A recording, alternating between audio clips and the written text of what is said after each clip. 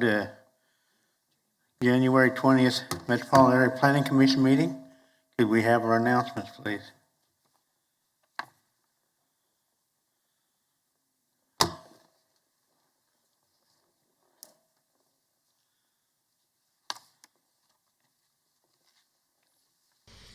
Before we begin the agenda, the Wichita-Sedgwick County Metropolitan Area Planning Commission and the Wichita-Sedgwick County Board of Zoning Appeals would like to take this opportunity to welcome everyone to this public hearing. For those in attendance, copies of the agenda for today's meeting, the public hearing procedure, and Planning Department staff reports on all agenda items are available in the lobby.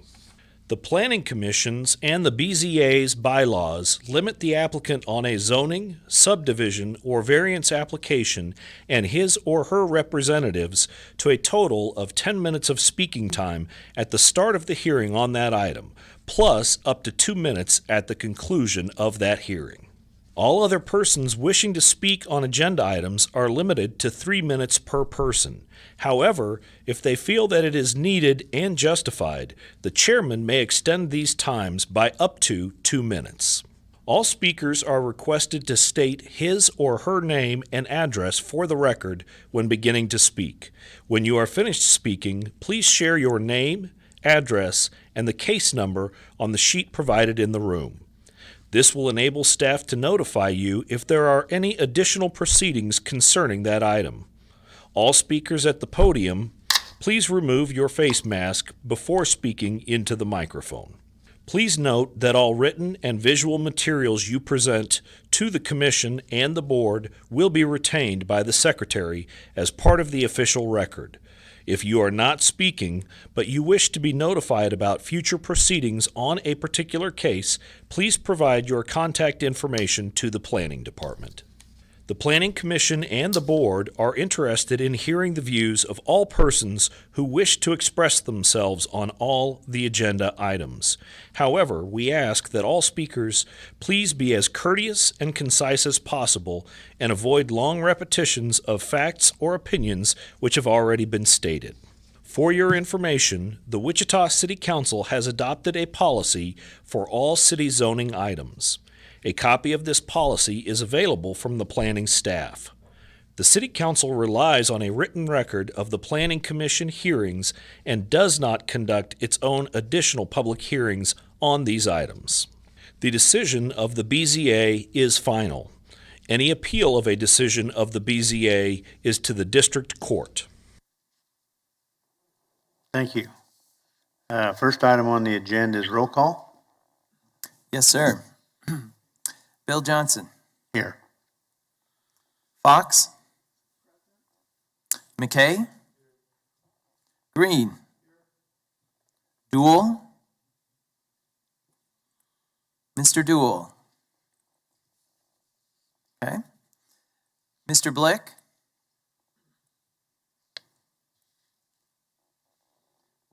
We have received information that he was going to call in, so I'll double check again. Mr. Blick? Here. Okay, thank you. Nix? Here. Foster? Here. Warren indicated he was going to be absent. Joe Johnson? Here. Miles? Here. Hartman? Florence? Here.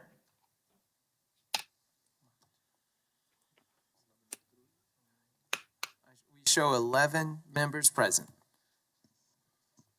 Very good. Okay, next item on the agenda will be the approval of MAPC meeting minutes of January 6th. Second. I got a motion to approve by Mr. Hartman, second by Mr. Green. Any discussion? Mr. McKay would be abstained from this vote. And Mr. Johnson. And Joe Johnson. All in favor, say aye. Aye. Is there anybody opposed? So that would be Abstain. 9.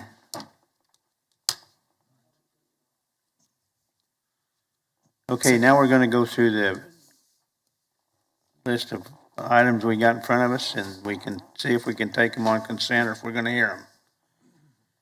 First item's 2.1, subdivision 2021-00057. This was deferred from the January 6th meeting. And also with this case, there will be a BZA case that we will hear if this is approved. Is that correct? Sir, one correction on that one. That was, that case with the BZA one is actually 4.1. It's a conditional use case. It's connected to this case. It is connected to the BZA case. Okay, is anybody on the commission want to hear item 2.1? Any of the commissioners virtual, do they want to hear this case? Anybody in the commission chamber want to hear this case? How about anybody virtual want to hear this case? Take that on consent. The next one is subdivision 2021-00058, a one-step final plat. It's located on south of East 31st Street South and west of Webb Road. Anybody on the commission want to hear this case? Anybody virtual commissioners want to hear this case? Anybody in the commission chamber want to hear this case? Anybody virtual want to hear this case? Take that on consent. Next one's 2.3, subdivision 2021-00063, one-step final plat, Turkey Creek 5th Edition. Anybody on the commission want to hear this case? How about the commissioner virtual want to hear this case? Anybody in the commission chambers want to hear this case? Anybody virtual? Hearing none, we'll take that on consent. Next one's 2.4, subdivision 2021-00064, one-step final plat. Anybody on the commission want to hear this case? Any commission members that are virtual want to hear this case? Anybody in the commission chamber want to hear this case? Anybody virtual want to hear this case? Seeing none, we can take that on consent. Next one's 2.5, subdivision 2021-00065, one-step final plat, Fox Run 2nd Edition. Anybody on the commission want to hear this case? Any of the commissioners or virtual want to hear this case? Anybody in the chamber here want to hear this case?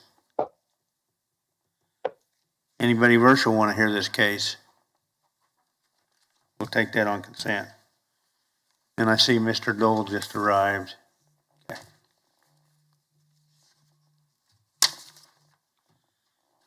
Next one's 2.6, subdivision 2021-00066, Armstrong Estates, 2nd Edition. Anybody on the commission want to hear this case? How about any commissioners that are virtual want to hear this case? Anybody in the commission chamber want to hear this case? Anybody virtual want to hear this case? Take it on consent. Next one's 2.7, subdivision 2021-00067, McDowell Edition. Anybody on the commission want to hear this case? How about the commissioners of virtual want to hear this case? Anybody in the chamber here want to hear this case? Anybody virtual? Seeing none, we'll take that on consent. What's the pleasure of the commission on 2.1 through 2.7? Move to approve items 2.1 through 2.7. Okay. Got a motion I'll by second that. Ms. Miles, second by Mr. Hartman. Any discussion? All in favor, say aye. Aye. Aye. Anybody opposed? Okay, the next one is vacation case 2021-00049. Vacate a platted alley on East Kellogg on the south side of Lewis Street between Laura and Patty. This was deferred from December 9th. Does anybody on the commission want to hear this case? How about any of the commissioners that are virtual want to hear this case? Anybody in the commission chamber want to hear this case? How about anybody virtual? We can take that item on consent. And item 3.2 has been deferred till February 17th. Mr. Chairman, I move that we approve item 3.1. Got a motion approved by Mr. Green, second by Second. Ms. Miles. Any discussion? All in favor, say aye. Aye. Anybody opposed? Anybody opposed? Now the public hearings cases.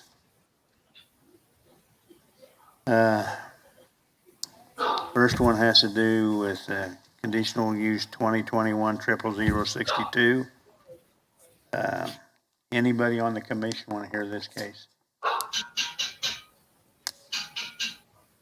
How about the commission members that are virtual want to hear this case? Yeah, I do. I do. Who's Mr. Mr. Florence Florence, sir? Okay, we'll hear that case. And the next one's 4.2, conditional 2021-00065. Well, I would like to hear 4.1 too as well. I'm not sure the public. What was that now? There was a speaker, somebody virtual that wanted to hear it. 4.1 also. We're going to hear that case. Okay, thank you. Now we're on conditional 2021-00065. Anybody on the commission want to hear this case? Okay, we're going to hear 4.2. Next one's conditional use 2021-00066. We will hear that case because staff is recommend denial. Is that correct?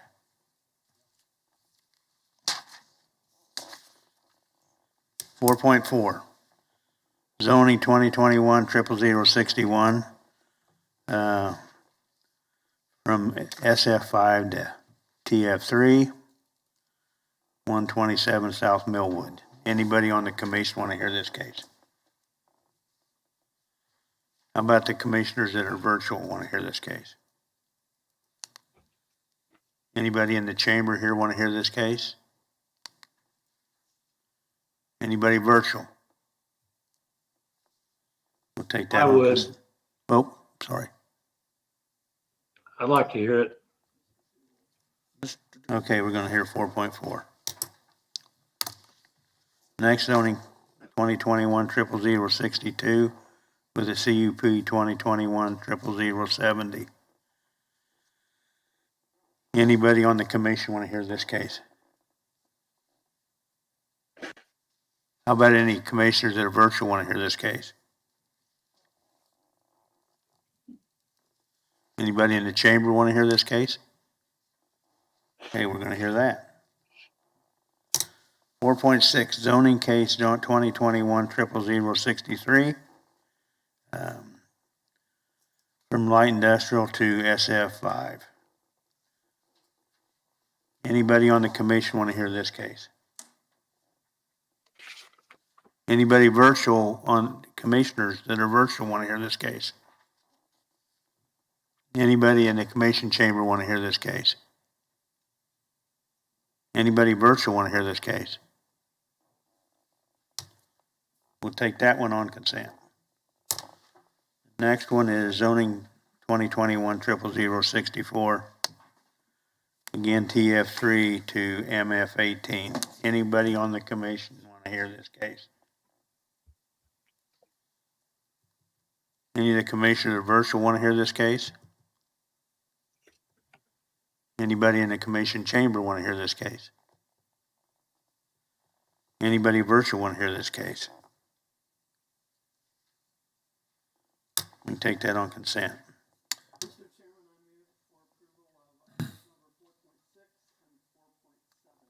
Second. Motion made by Ms. Fox, second by Mr. Nix. Any discussion? All in favor say aye. Aye. Anybody Aye. opposed?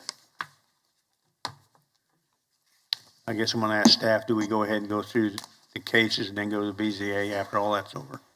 Yes, sir. I'd recommend, since we have a conditional use case that is associated with one of the BZA cases, if the conditional use case is not approved, then there's really no need necessarily for the BZA case to be considered. But because of that order of events, we're recommending that you hear the BZA items after you go through the public agenda items. I heard part of that.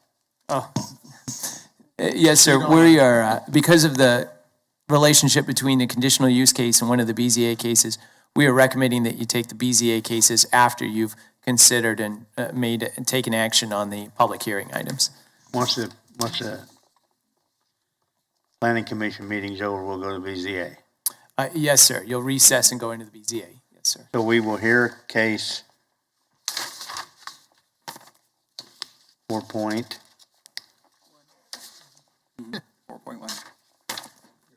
4.1. Good afternoon. Philip Zievenbergen with planning staff. Conditional use 2021-62 is a conditional use request for Group Residence Limited at a property address 2909 East Shady Brook, which is southwest of the intersection of 21st and Hillside. The property is zoned TF3, and Group Residence Limited is permitted by conditional use in TF3. The applicant is requesting to operate a children's home with up to 5 youth boys ages 12 to 15, in addition to 2 staff members in this facility. Group Residence Limited allows 6 to 15 persons who are not considered a family by the code to reside at a facility. Typical uses for those are like fraternity houses, sorority houses, children's homes, things of that nature. This would more qualify like the children's homes, as I explained.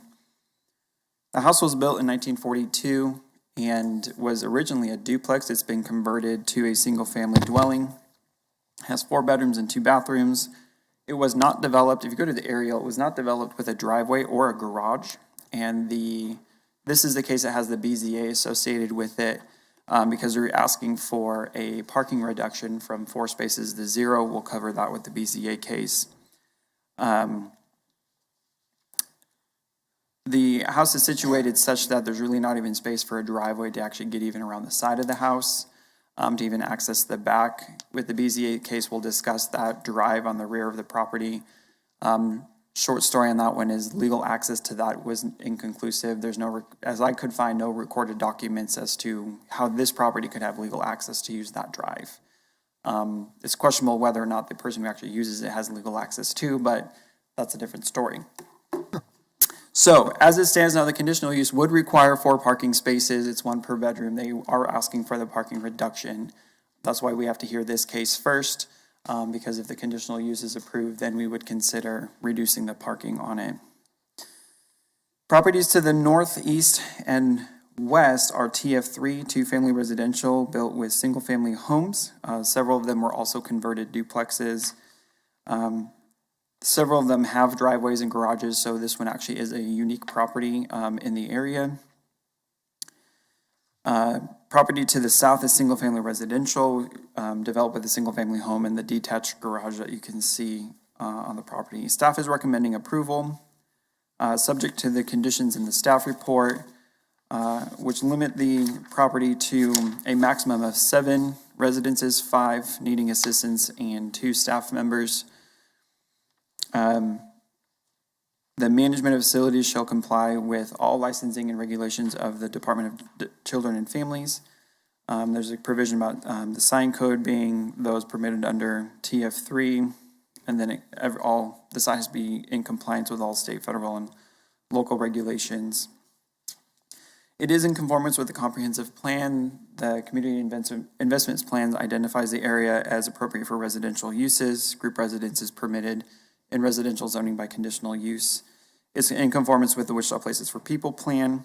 Strategy number 5 says to provide a diversity of housing options to attract new residents, to allow existing residents to remain in the ECA. And strategy 6 encourages infill redevelopment with uses that are contextual to the environment in which it's occurring. Typically, they like to have these homes in residential areas to promote a residential environment for the children in foster care. Current condition is, by the Wichita Places for People plan, is that it's an area of opportunity, which wants to target specific investment into the area, and being able to rehab this house and actually occupy the house would be an example of private investment into the area.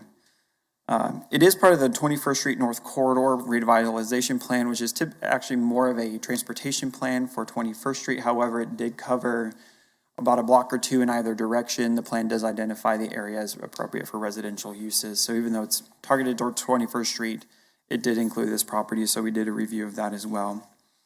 I have heard some feedback this morning. I believe Mr. Marcus Williams is online. He was the gentleman who spoke earlier, in addition to Mr. Florence, who wanted to hear this case. I will let him have his time when it comes to the public comment to provide his concerns. It was heard by the District Advisory Board 1 on Tuesday. They approved it 4-1. I believe their general concern was there are other locations in District 1 that have clusters of group homes and group residences. This is not that location. They also had a concern about the possible parking reduction. They don't provide recommendation to BZA cases. It only is the Board of Zoning Appeals who renders an approval or denial on BZA cases, but knowing that they go hand in hand, they were basically saying if the conditional use is approved, they would like to see some level of off-street parking, but we'll cover that with the BZA case. We can go through the site pictures. If we just flip through the slides here real quickly. Land use plan showing residential development, next picture. This is the site plan. You can see where the house is, and there's really no space for a drive. Next picture. Floor plan showing the bedrooms and the layout of the house. Next picture. This is looking at the house. You can see it has a walkway from the street to the house, but no driveway or garage. Next picture.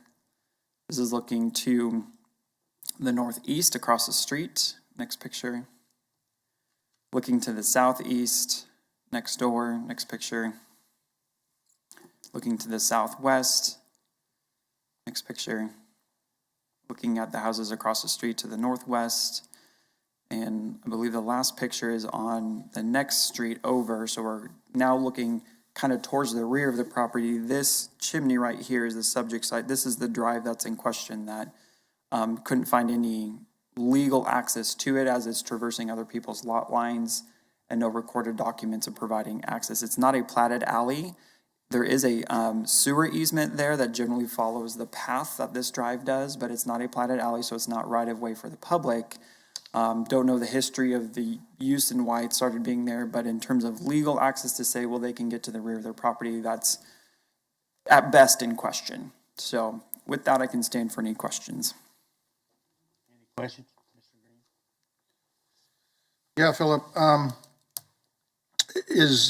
is there any, could you refresh my memory, is there any screening requirement between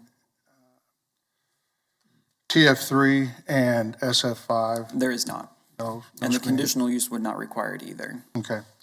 And I guess my second question would be, what is the front setback for TF3? It's 25 feet and the house is built at the setback line. Okay. The property to the west on this lot right here has a BZA, has a variance approved for it to allow parking in the setback when they built the driveway.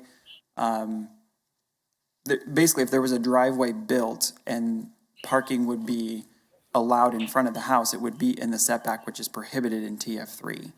That's something we're going to have to cover in the BZA case on whether or not the Board of Zoning Appeals, if they require a parking requirement, can also allow it in the front setback within the same request when that request wasn't made. But that's for the BZA case. And yeah, they're built right on the 25-foot line, just like the house next to them.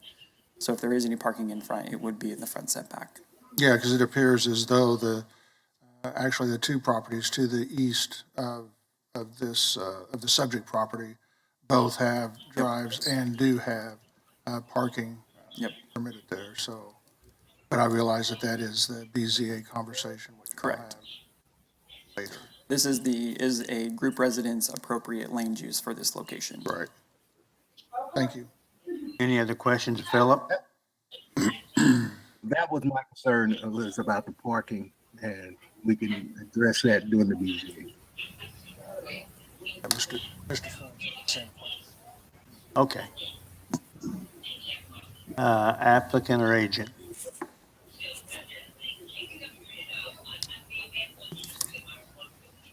I have not seen them online.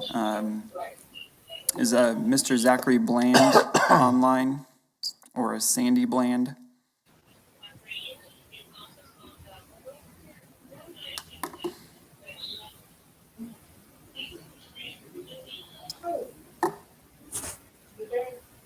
It does not appear that they are present.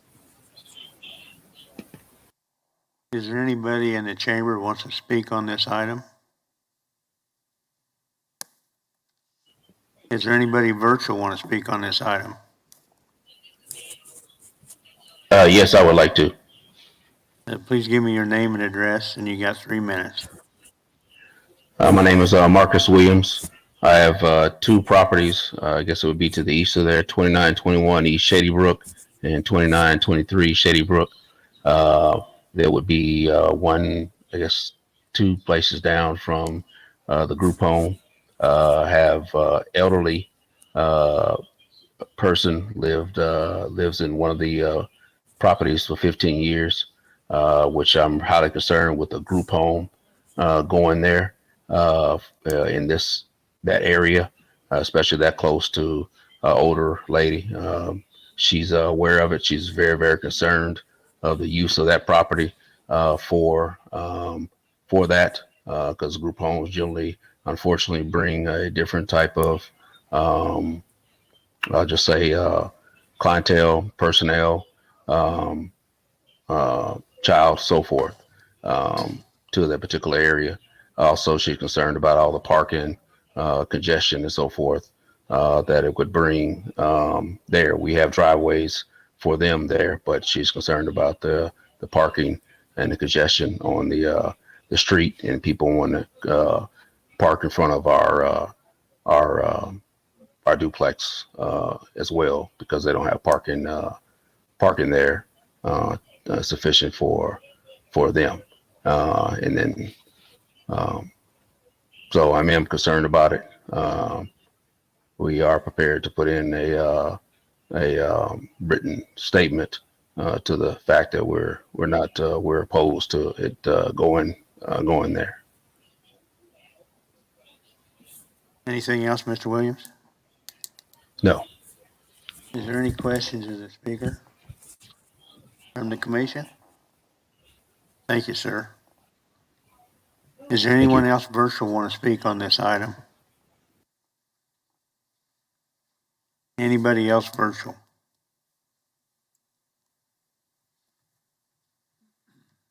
Bring it back to commission since the applicant or agent wasn't here.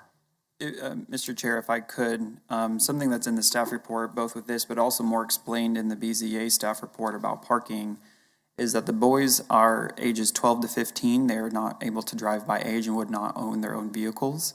The group residents would have a maximum of 3 vehicles. There'd be 2, 1 for each staff person, and then they actually have a car, or more like a van if they needed to, take the kids with them somewhere. They would have like a staff car that's just present all the time. Something the BZA staff report mentions is the amount of street parking availability in front of their property as well as the property to the west that's along the side yard of the house that faces Maplebrook, whatever that, Maplewood. The property in question has 64 feet of frontage. Parking standards for parallel parking state 22 feet per vehicle to allow for maneuverability. So they have 2 feet shy of the standard, which is probably something that can be called into question in terms of do you need at least 66 feet, but having 64 feet just in front of their property, not to mention the property to the west, that's along the side. So in terms of 3 vehicles being parked there, they have sufficient space in front of theirs. Regarding visitations, they said most visitations are off-site. They usually, the children usually go to their parent or guardian for visitation. If they do come on-site, they're scheduled. They control that, they're not just drop-ins, so they would likely be able to control the number of vehicles that are in addition to their staff vehicles at any given time, based on the fact that they would have appointment visitations if it actually happens on-site at all. Bill, I got a question. Bill, do you know if these kids are they wards of the court? Are they taken out of homes? Are they foster kids? I believe they're foster children, and this is a placement through DCF, is my understanding.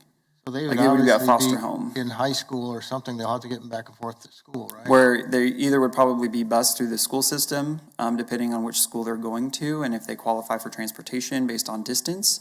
If not, like I said, they have a facility vehicle that they would likely use to transport the kids to where they needed to go. What's the pleasure of the board? I move that we approve per staff comment. I'll second that. Second. Got a motion to approve by Mr. Question. Green, second by Ms. Miles. Any discussion? Question. All in favor, say There's a Hello? question. Mr. Dewell has a question. Go ahead. So it's my understanding that the applicant nor the agent are present. Haven't we been following a policy if they don't show up that we defer these?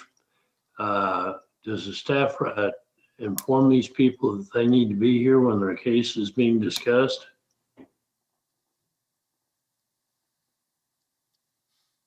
Philip, could you explain the efforts we've made to notify Yeah, the... they do receive the notification of the date, time, and location of these.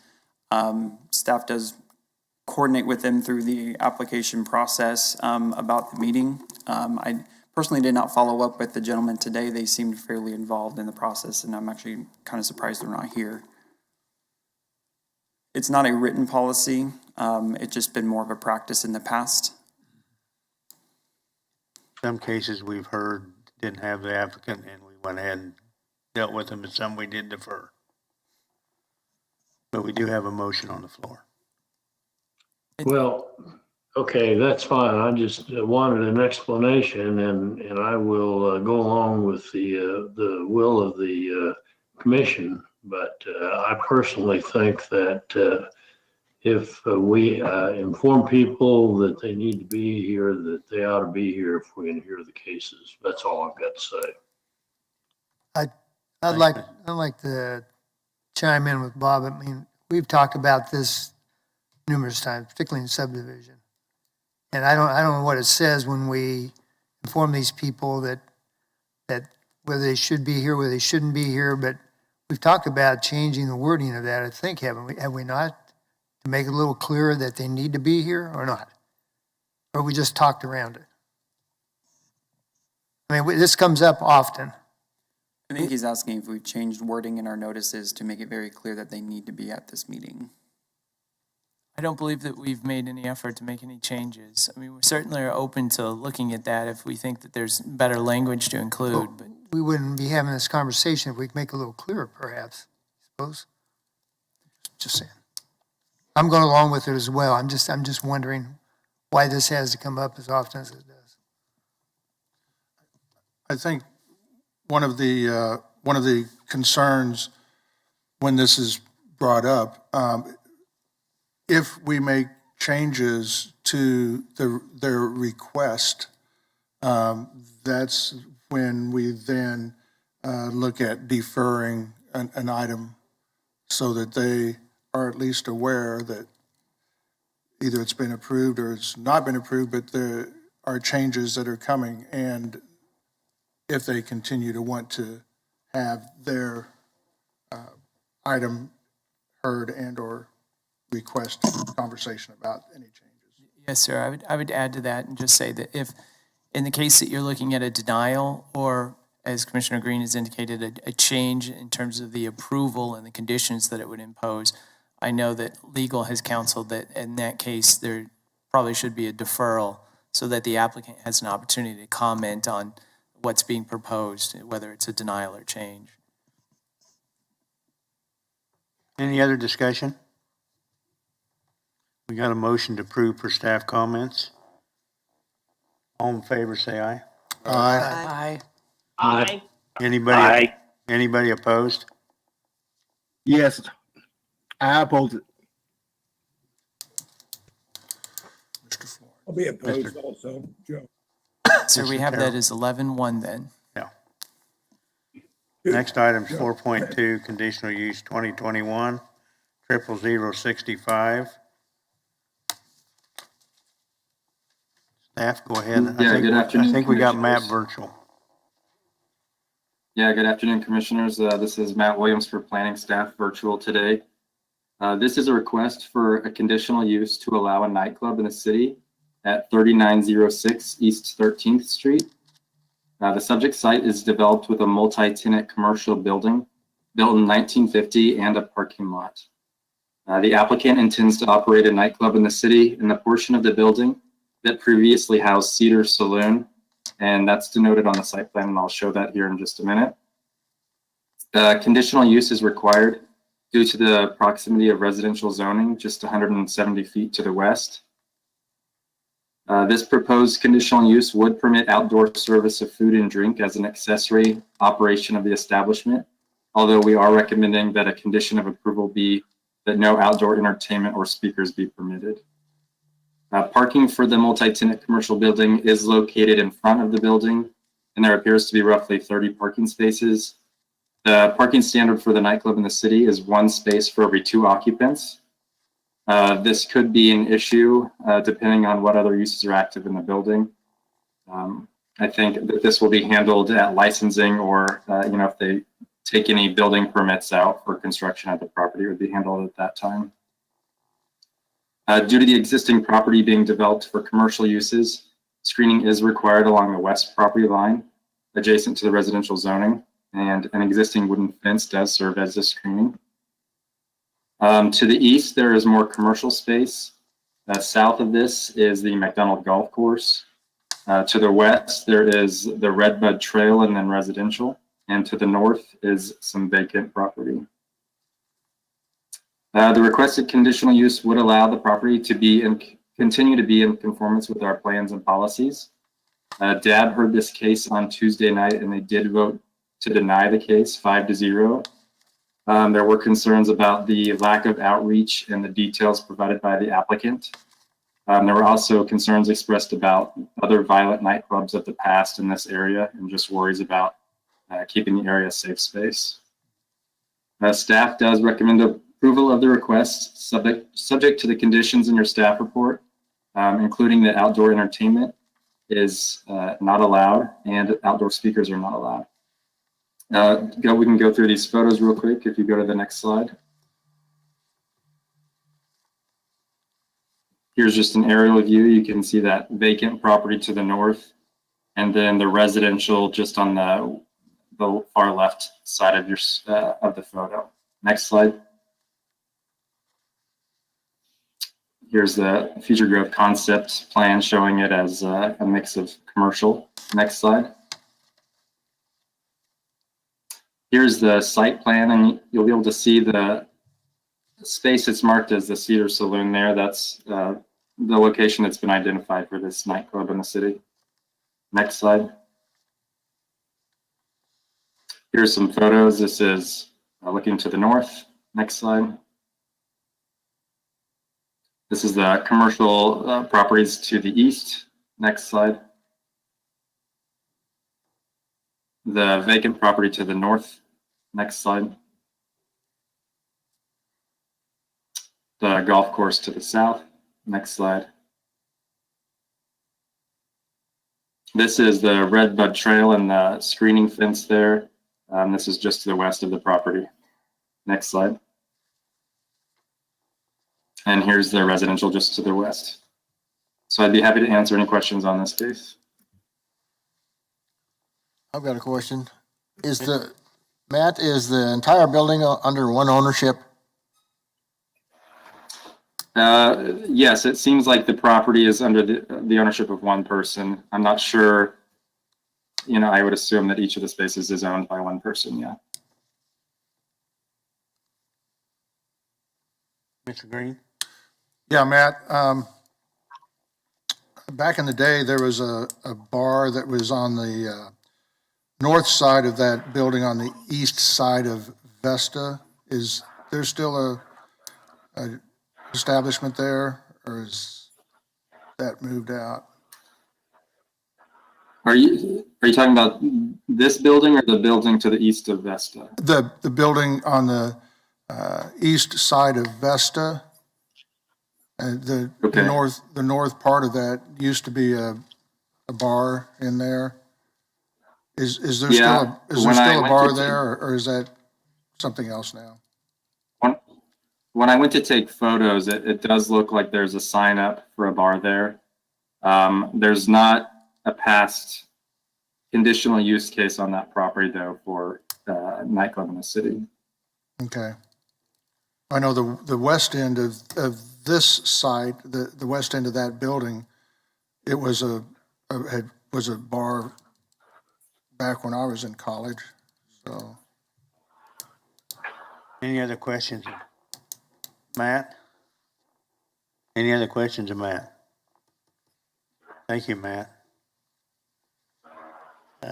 Applicant or agent, please.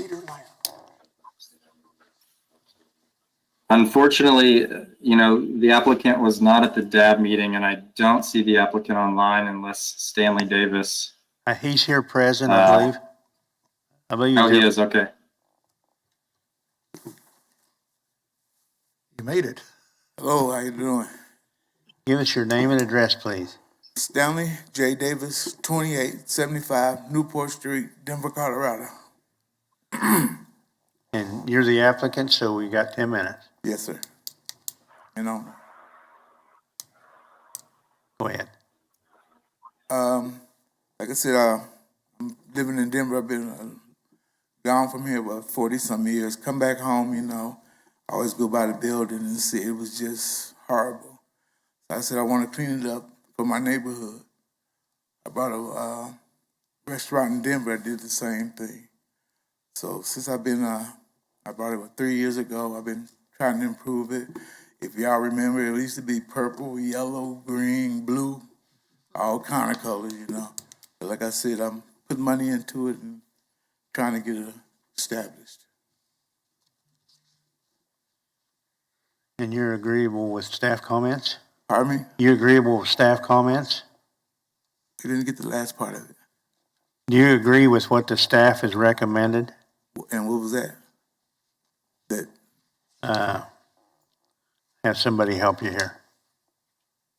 Yeah, the staff recommendation is approval of the conditional use with the outdoor entertainment being prohibited and no outdoor speakers. Okay, no outdoor speakers and stuff like that. Yes, I agree. Isn't it limited to a capacity of 60? Yeah, about that. Now, it used to have it had another side to it, and they closed it off for storage. And eventually, I would like to open that too. But right now, it's only about 60. 60 or 16, please? 60. 60?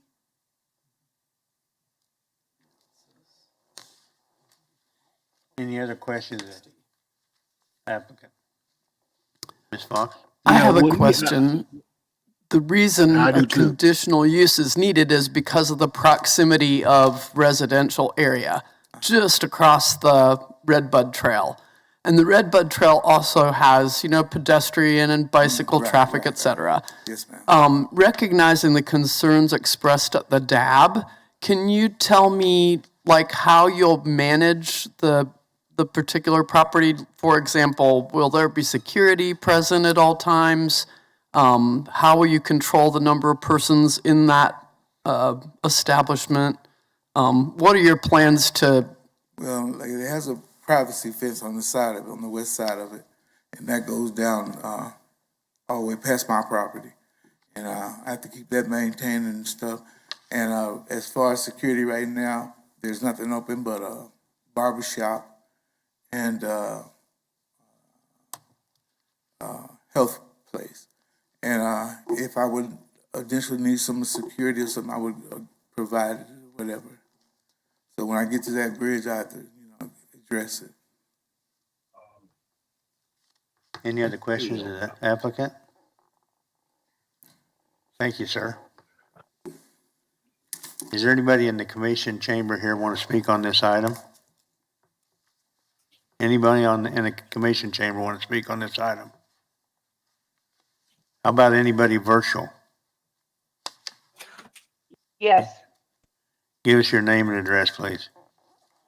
Lavonta Williams, 3928 Vesta Drive, 7208.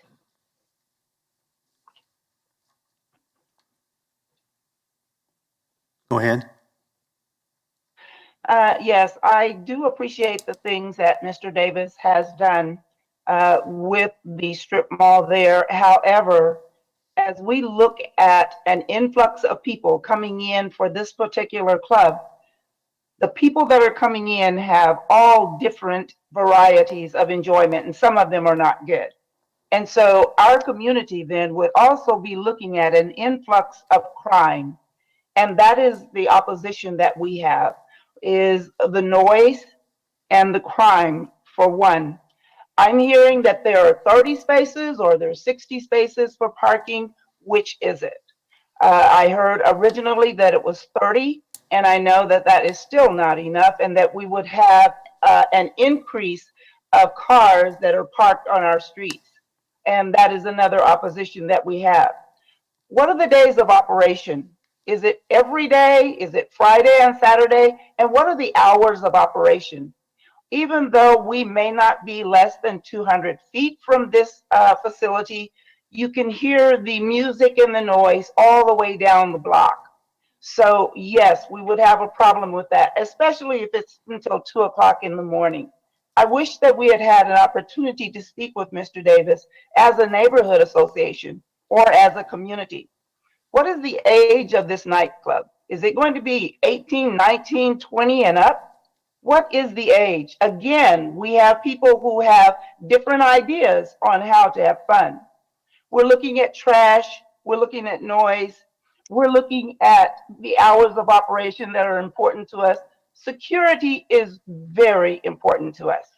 Security has to be there. That has to be a step. Because even when security is there, for instance, downtown, we put a person out of a nightclub downtown, he had an opportunity then to go and receive his weapon and come back, and we lost a life even there because security just put him out of the door. Security is so, so important in any nightclub. And then we also ask the respect of the neighborhood and of the community. You know, during my time on council, when Quick Trip left, that was one of the things that we asked Quick Trip to consider, is not a nightclub and not a payday lending facility. We now have a brand new bank on that corner at 13th and Oliver. When Walmart left, we asked that it not become a nightclub or a payday lending facility. We now have a furniture store that is there. We really want things that will uplift the community and not oppress it. The bike path, tremendous asset. Many, many bikers use that particular area. That is so important. Ms. Williams, your time's up. Do you need any additional time? If you could just give me about 30 seconds. I could probably go for 30 minutes, but it's I'll 30 grant you seconds. 1 minute. Go ahead. Okay, thank you so much. Well, but those are the things that we're looking at. We're looking at a neighborhood and a community that is elderly. I'm not saying I'm elderly, but we do have seniors that live on our block, and it's our responsibility to make sure that those seniors are not afraid in where they live. We have a very quiet community, actually. And so that's very important. We just had a home health person say, well, it's very quiet here. Yes, and we'd like to keep it that way. Somebody mentioned to the east of that facility, when that first opened, we did sit down and talk. We talked about the age of the people that would be there. We talked about the uses that would be there. As a neighborhood, he has a sign there right now that says, respect the community and respect the neighborhood. So that's all we're asking for. When years ago, I did have many, many meetings with neighborhood nightclub patrons. And neighborhoods and nightclubs do not mix well because bullets and violence have no direction. So we're just asking you to please not pass this. Let us sit down and have more further conversation. But right now, this community is opposed Ms. to a Williams, nightclub. Ms. Williams, thank you. I'm done. Thank you. Any questions of Ms. Williams from the commission? So I just want to clarify, Ms. Williams, that the applicant was not at the DAB and the DAB was 100% opposed to this action. Yes, yes. I attended the DAB. Any other questions of Ms. Williams? Thank you. Is there anybody else you. virtual that wants to speak on this item?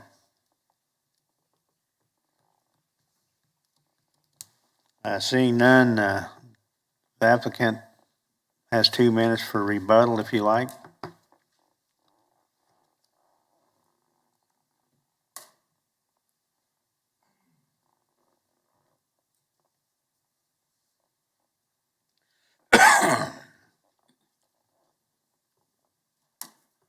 Like I said before, I've been watching the facilities for the last 20 years. It's been closed most of that time that I've seen it. And like I said, it was just getting tore down, dilapidated, and everything else. So I just want to go in there and bring it up. Like I said, if we have to worry about security, I'm going to definitely worry about security. I'm 65 years old, will be March 26th. I'm not trying to have a club with young kids and all that, gang banging and all that stuff. Like I said, I live in Denver. I've dealt with young men in gangs and stuff like that. I've helped with them. So like I said, we're not trying to get a big club going or anything like that, just a small family bar. Any questions of the applicant? Could you speak to the question that was asked by the speaker? The hours of operation, the days of operation, the age of the clientele you anticipate for your... I still live in Denver. I'm not willing to move back to Wichita yet. So it would be on a limited basis as far as probably the hours would be till 2 o'clock like most clubs, but as far as anything else, I'm not trying to, what else was the other question you asked me? Days and hours of operation and age of clientele. Like I said, I'm 65. So of the people who would come to your bar, it'd be 21 and over? My age people. Not any young kids or anything like that. Definitely don't want that. And like I say, hours be like I said, and days a week, I'm not really sure. I can't give you, because I'm not actually in Wichita yet. I live both places. I've been stuck here 3 months, trying to get home. My transmission broke. And so, like I say, until I really find out or open it, I don't know if I want to open it, but I just want to have the opportunity to put as a karaoke, tavern, there's no live music, there's no karaoke, there's so many restrictions as a tavern. And I'm just trying to get it open where I have options, or if somebody wanted to come rent it out, they wanted to put a daiquiri bar in there, they could do that. Thank you. Thank you. Any other questions of the applicant? Yeah, just one. So, Mr. Davis, are you seeing this more as a bar or a nightclub, or are you seeing this more as an entertainment venue? Well, I mean, talking to Tina Henry, she said, you know, you're limited with what you have right now. And so she said, well, it might be best to try and rezone it or whatever. And I talked to her like 3 years ago. So this has been in the process that long. So I'm just trying to address stuff as I get to it. Okay. But it's not gonna be an everyday thing for sure. And if I gotta come back here and move right now, ain't what I'm trying to do. So it'll be limited. Thank you, sir. Any other questions? Bring it back. Do I get a rebuttal? Do I get 1 minute? No. Your time's up. Thank you. Well, bring it back to commission. What's the pleasure of the board? I move to deny. Second, Mr. Blick. Any discussion on that? I guess, I think initially with it, I really didn't have a problem with it becoming a bar because, I mean, I know it's been a bar in the past.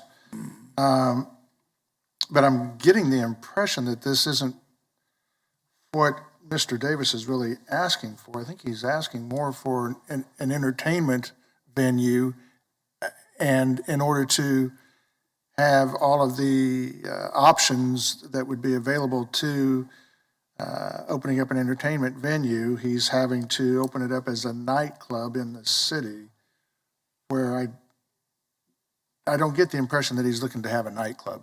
I think he's looking for an opportunity to rent it out as a rental property, if not a rental property, but it's something where he can rent it out to people that are wanting to have graduations or retirement parties or any kind of special event that might come across the doorway. So I would make a substitute motion to approve the request. Can I ask? So I guess my concern is that the things that you just mentioned, Mr. Green, were not things that he mentioned. He didn't talk about doing any of those things. What we've been asked for is to approve the use of a nightclub in the city. So for that reason, I can't support approving this. Can I ask the applicant, is that what you intend, since you're going to be living in Colorado, to basically rent this out periodically as an entertainment venue? Or is your intent to have a manager who does live here manage it as a bar, a neighborhood bar? If I had a bar and I would have to do that, that's what I would do. But like he said, just to get it rented out to birthday parties, for when you have a baby shower and stuff like that, just the option that I have to be able to get the place rented out. And like I said, definitely have to have the security we need and stuff. But like I said, the building been ran down so much. And when I went to buy the building, they said, I said, give me the keys to get in. Oh, it's open. I said, what do you mean it's open? He said, well, people keep breaking in and stuff. And so we don't put keys. We don't block it anymore. So like I said, since I've been there, I painted it, I put a new roof on it. I'm bringing it up to date so it'll look like nicer for the community. And I do. But I'm sorry, but you don't yet really have definite plans for how it's going to be operated or managed? Is that a correct statement? Yes, because I'm not ready to move right now. Okay. But I'm trying to get everything where I can rent it out or make money out of it. Wait a So I guess I'm a little bit curious if the intention is not to use it as a nightclub in the city, and you're not really sure. I'm not really understanding why the conditional use for nightclub in the city has been filed. Cindy, I'm going to have Scott talk a little bit about this. Yeah, I think this Okay. this is a really good point of question and discussion. And in order to help out with this, I'd like to invite Mr. J.R. Cox to come up and talk a little bit about the distinction between event center and nightclub in the city, and how nightclub in the city applies to both. So, a really good question, and I think J.R. can shed some light on this subject. Commissioners, good afternoon. J.R. Cox, Metropolitan Planning. So, under our current code, if there's entertainment and there's liquor, cereal malt beverage on the premises, it would be defined as a nightclub in the city. It may well be an event center. It may be a place that's not open regular hours, it's just open for rentals. But if there's liquor and entertainment occurring there, it is a nightclub in the city. Even if somehow it were not a nightclub in the city, but truly an event center, so no liquor on site, none, not being sold, but just being there and being consumed. So it's just a place you can rent out for your private functions. It would be classified as an event center, and there's still a 200-foot distance requirement from residential zoning districts, parks, schools, and churches.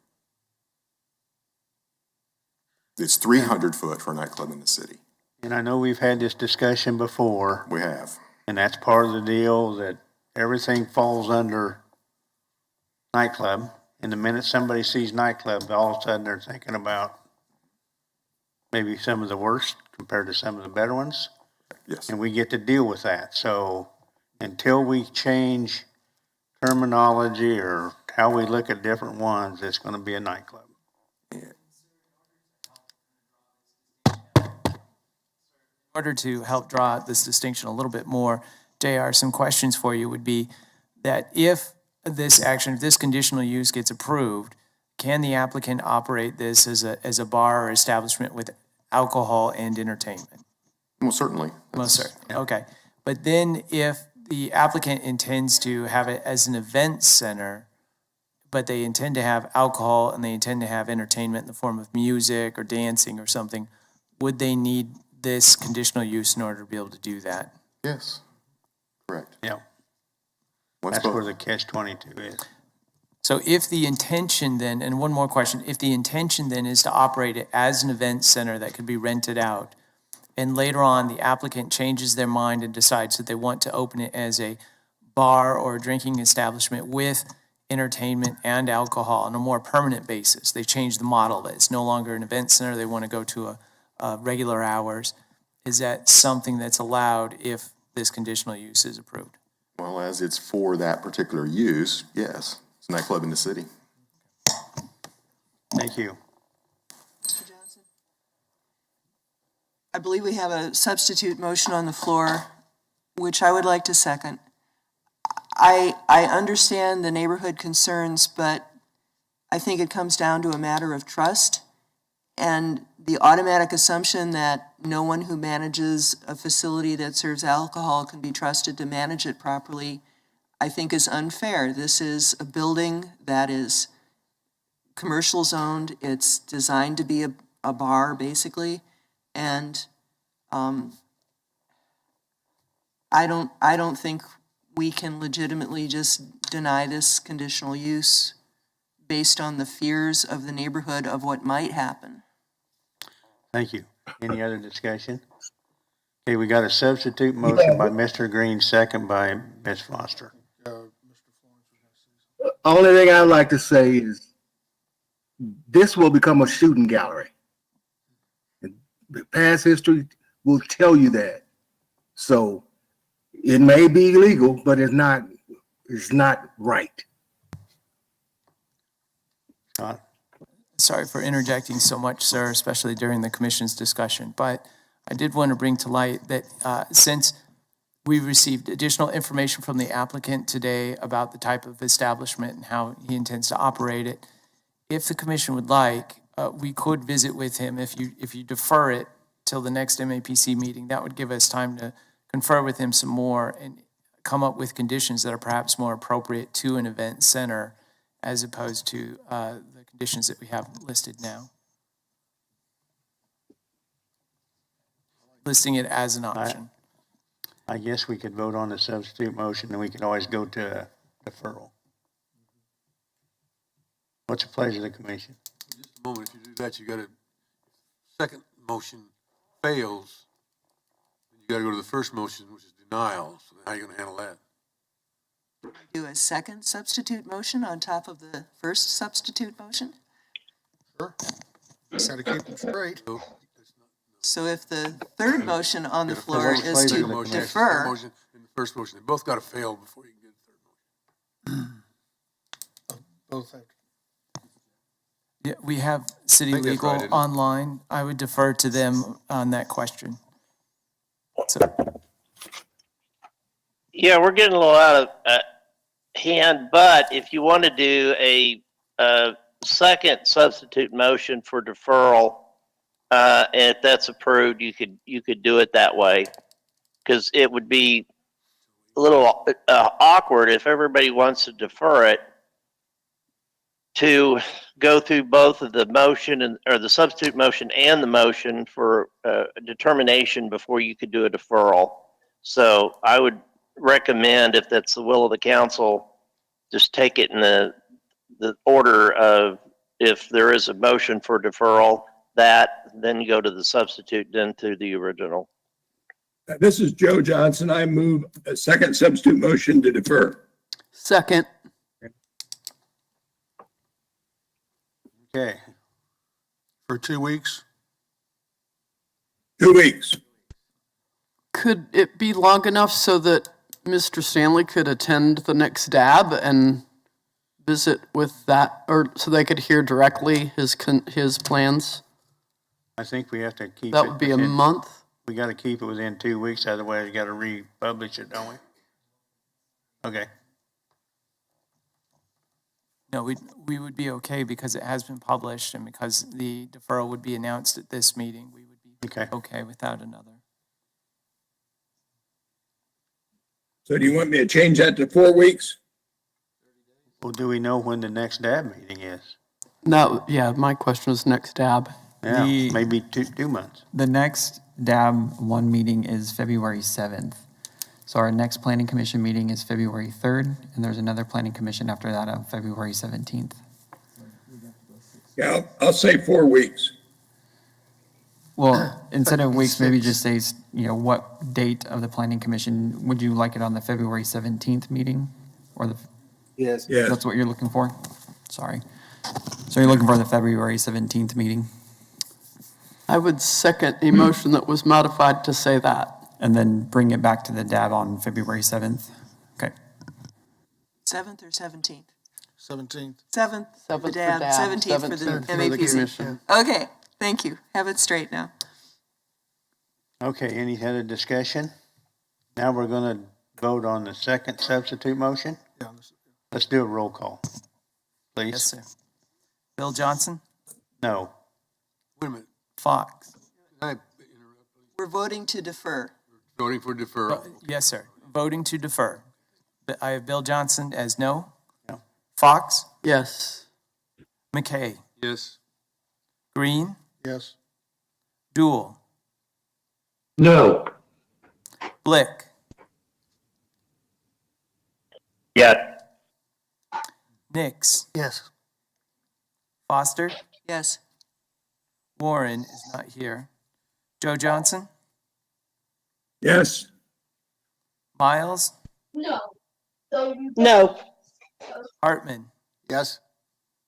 Florence? Yes. 1, 2, 3, 4, 5, 6, 7, 8, 9 in favor, 3 opposed. Motion passes. Okay, this item will be deferred till February 17th. February 17th, yes, sir. Okay, next item. Guess we probably should have asked if Mr. Davis is going to still be in town. No, but if I have to come back, I gotta get on. I've been, like I said, I've been stranded 3 months because I went to Dallas. My transmission went out in Oklahoma. Couldn't get the parts, So hey, I gotta do what I gotta do. Have a virtual Well, we can walkthrough? also, you can also attend virtually too. Yeah, so, That's why I say, my transmission finally got, I wouldn't know going back and then come back again. So I'm just, yeah. Thank you. it's what it is. Item 4.3, conditional use 2021-00066. This is one of Philip's cases. Yes, before I get into the staff report and based on the discussion from item 4.1, and this one being a recommendation of denial by staff, I have tried to reach out to the applicant. I do not believe he is online or in the chambers. So we can do a call out to see if Mr. Thayer is online. I don't believe Mr. John Stephen Smith is here. He owns the property. Mr. Thayer is the contract buyer, the one actually wanting to do the vehicle sales. I have sent him an email before the meeting. I tried to call him twice during the last item and have not heard back from him. Mr. Thayer, are you online? Anybody representing Con 2166 for vehicle sales on West Maple? I move for deferral. Second. Would you, I guess an option was we could table it until the end of the planning commission items. I can try to reach out to him again. Or I guess you could move for deferral. It's whatever the will of the board is. I move that we table this to the end of the, to be our last item on the agenda, the planning commission agenda. Second. I'll withdraw my motion. I withdraw my second. All in favor of the motion, say aye. Aye. Anybody opposed? Carries. Next one's 4.4, zoning case 2021-00061. That's Cassie's case, and here she comes.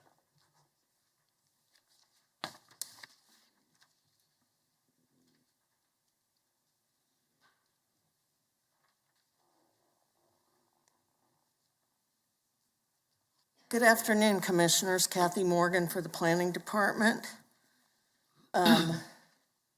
We have the zoning map up on the screen right now. This is in the Delano Overlay District, and also within the urban infill area. The tenets of those two plans is that residential be developed. As you can see from the zoning map, the commercial fronts West Douglas. You do have some multifamily duplexes within that residential area south. The main property owner within that block is St. Joseph's Catholic Church, owned by the Catholic Diocese. And they have go to the aerial, would you please, Ty Ben? So this is their educational facility to the east, and then parking south of that. The cathedral is just to the south of the subject property. Next, please. Next slide, Ty Ben, please.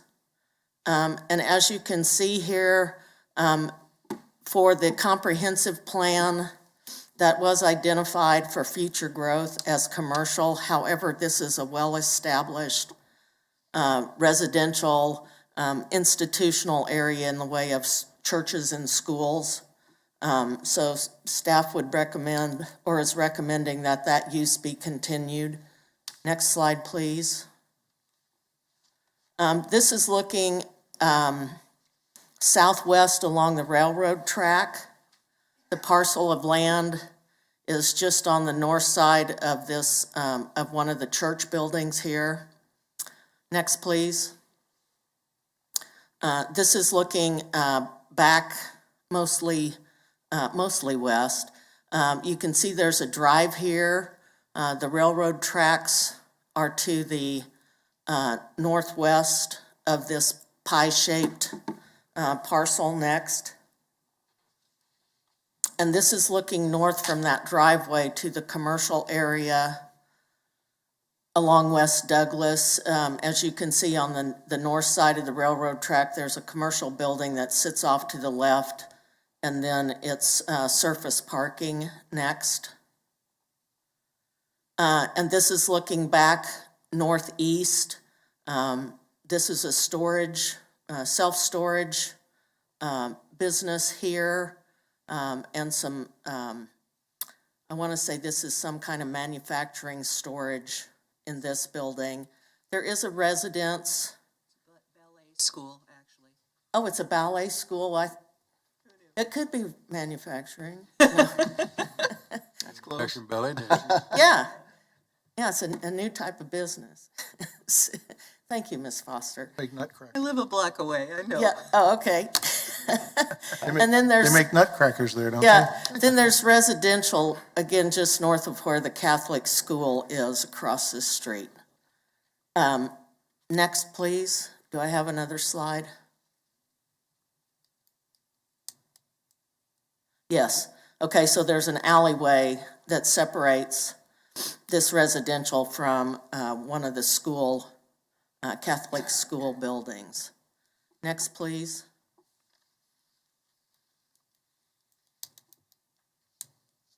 I'm sorry, what?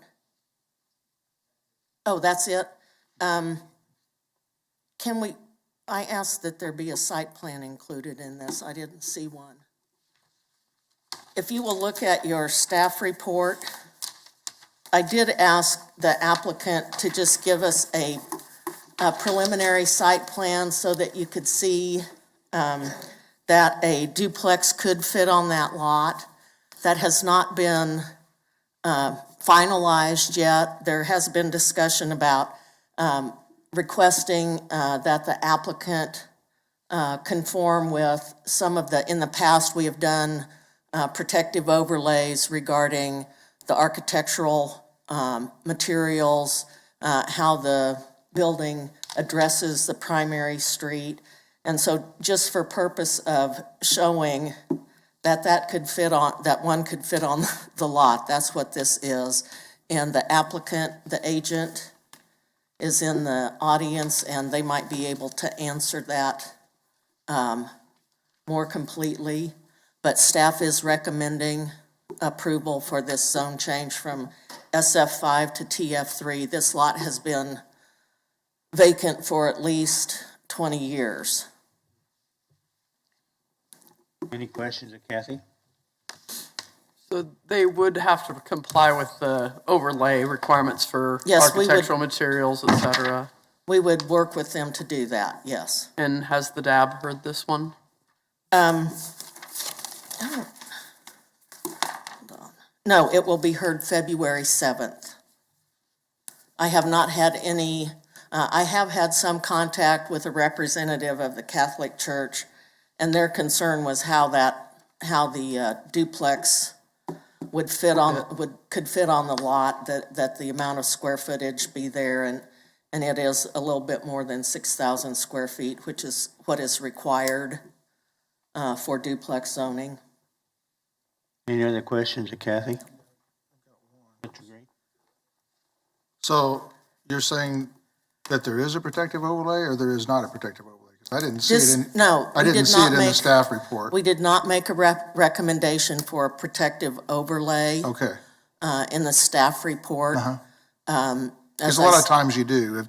Yes, we do, but I think the last time we did one of these, we made a recommendation that the applicant follow the general guidelines of the urban infill and the Delano overlay, because this does meet the intent of residential development in those two plans. Any other questions? Thank you, Kathy. Applicant or agent?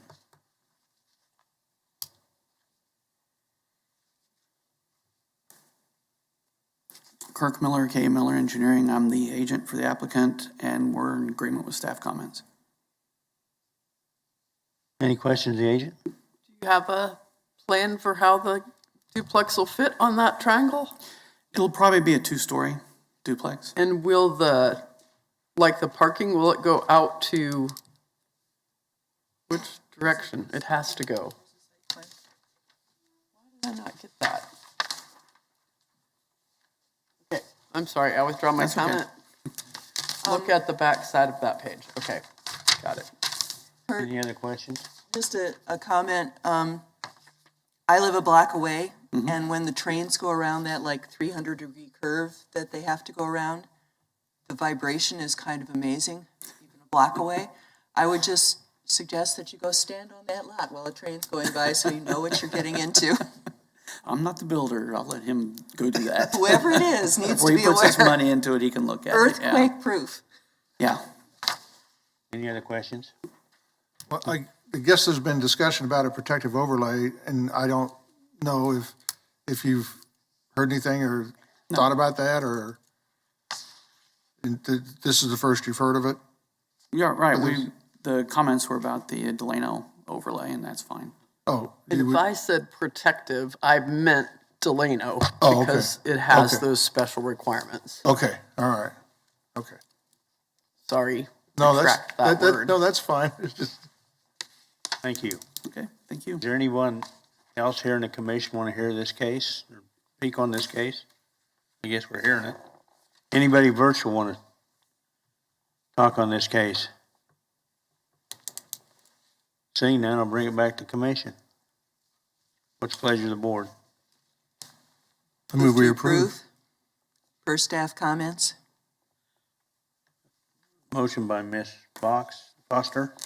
Second. Second by Mr. Green. All in favor, say aye. Aye. Anybody opposed? Aye. Anybody opposed? Very good. Next case, 4.5, zoning case 2021-00062 with a CUP 2021-00070. Philip, you're on. Yep, good afternoon, Philip Zievenbergen for the record. This application, or applications, is for a site located on the southwest corner of East 13th Street and Webb Road. The zone change is from GO General Office to LC Limited Commercial to unify the zoning on the site and only applies to what is currently parcel 3.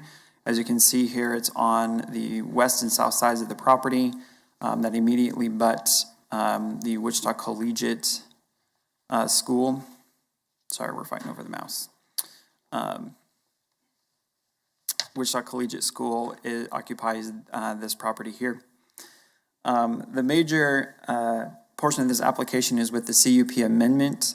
It's a considerably substantial amendment that's really updating a lot of the language and even just how the CUP is written to be a little bit more modern. It does come with some significant changes as well. A lot of those are generalized in your staff report regarding what the changes are. A good chunk of them are what the changing of the language is actually consolidating things into more of a modern way of reading it versus having a lot more statements. They just consolidated things into bullet points instead. The things I'll spend the most time on for the sake of time are the items that are the major ones of revision. General provision 5 regarding signage. They are asking for more signage than what the sign code would normally allow on the site based on the frontage of both Webb Road and 13th Street. Staff is agreeable to the request. The signage along Webb Road would allow for 6 signs. They're actually only proposing 5. So they're proposing more sign area, but they're actually only doing it with 1 less sign. So that's a general good compromise if there's 1 fewer sign to look at, even though they're having a little bit more sign area. On 13th Street, they're allowed 5 signs, and they are asking for more sign area than the code would allow.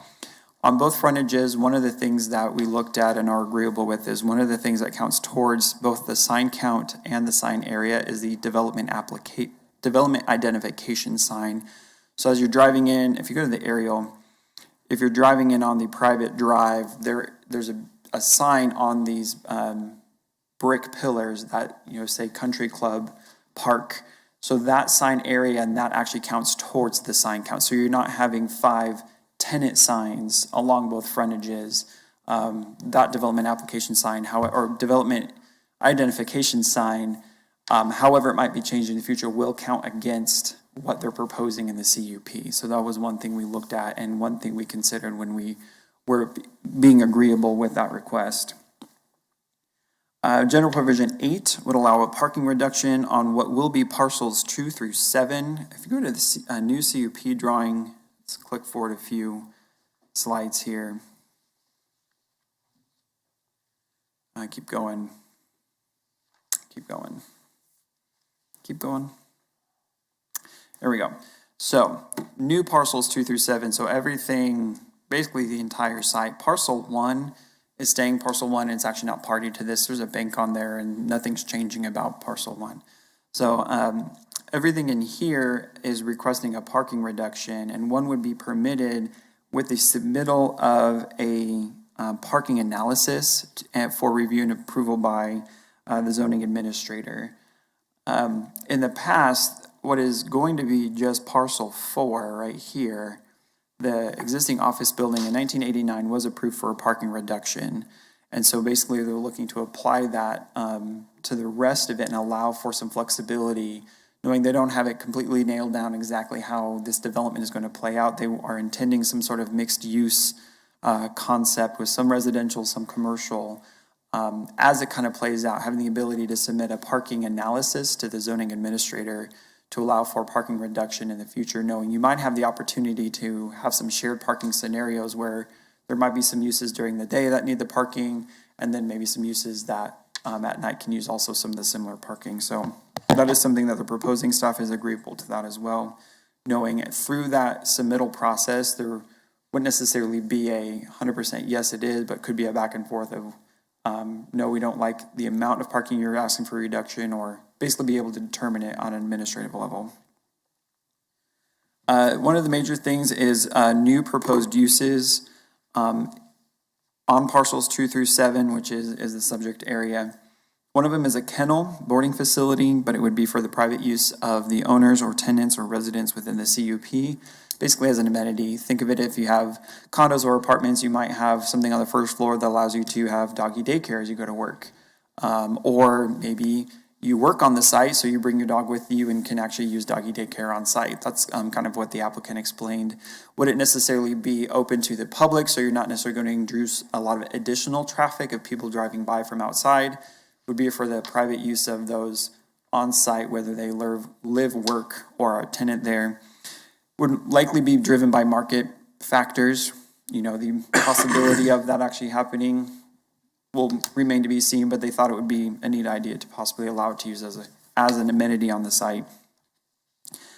And restricting it to those who would just be on the site would mitigate possible traffic and noise of what normally would have been a kennel or doggy daycare facility.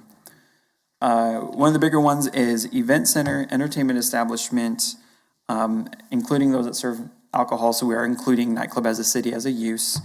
Tavern and drinking establishment, all are proposed uses on parcels 2 through 7. This is the part that staff and the applicant are in disagreement. Staff is proposing, there actually needs to be a correction in your staff report on this paragraph here. Staff is proposing that parcels 5, 6, and 7 being the private road, prohibit those uses based on the proximity to the school property on the west and the south. What we envision is that uses that are developed on these parcels would actually be a buffer from those uses being able to be developed on parcels 2 through 4, which are external to the site at the commercial corner of 13th and Webb. So they could be there. Any development on parcels 5 and 6, and I guess you could consider 7, because they could redevelop that road because it's private, could act as a buffer from those types of uses to the school property.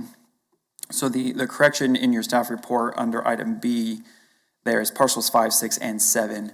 The recommended language at the rear of your, in the attachment of your staff report includes the prohibition of that use, of those uses on parcel 7. I just caught it before the meeting that parcel 7 wasn't listed in the written part of the staff report. Property to the north of this is single-family residential limited commercial. The majority of the property across the street is the commercial shopping center with like Whole Foods and things of that nature. The SF5 property is part of the Foliage Homeowners Association and is undeveloped. Property to the west and the south, as we've mentioned, is the school. It's zoned single-family SF5. Property to the east across Webb Road is limited industrial, and it's a drainage pond, but also a private park. Property to the northeast across the intersection is the waterfront development. It's zone limited industrial, and it's actually part of the same drainage network. The initial part of the property, as you guys are mostly familiar with, likely is a big lake that the businesses front. Staff is recommending approval, subject to the conditions of being developed with insubstantial conformance to the recommended CUP text, whatever the recommendation of that text is out of this planning commission meeting, whether you are amenable to staff recommendation or you'll hear from the applicant of what they're wishing it to be. It is in conformance with the comprehensive plan. It identifies the site as a mix of commercial new residential or new residential employment, and they're looking to do a mixed use residential in the area with residential and commercial uses. I have not heard any opposition to this. I did have a request for information about the application early on, but never heard back from them. So I have not heard anything opposed to this. It did go to the District Advisory Board 2, and they recommended approval. Or actually, I'm sorry, it will be going in February.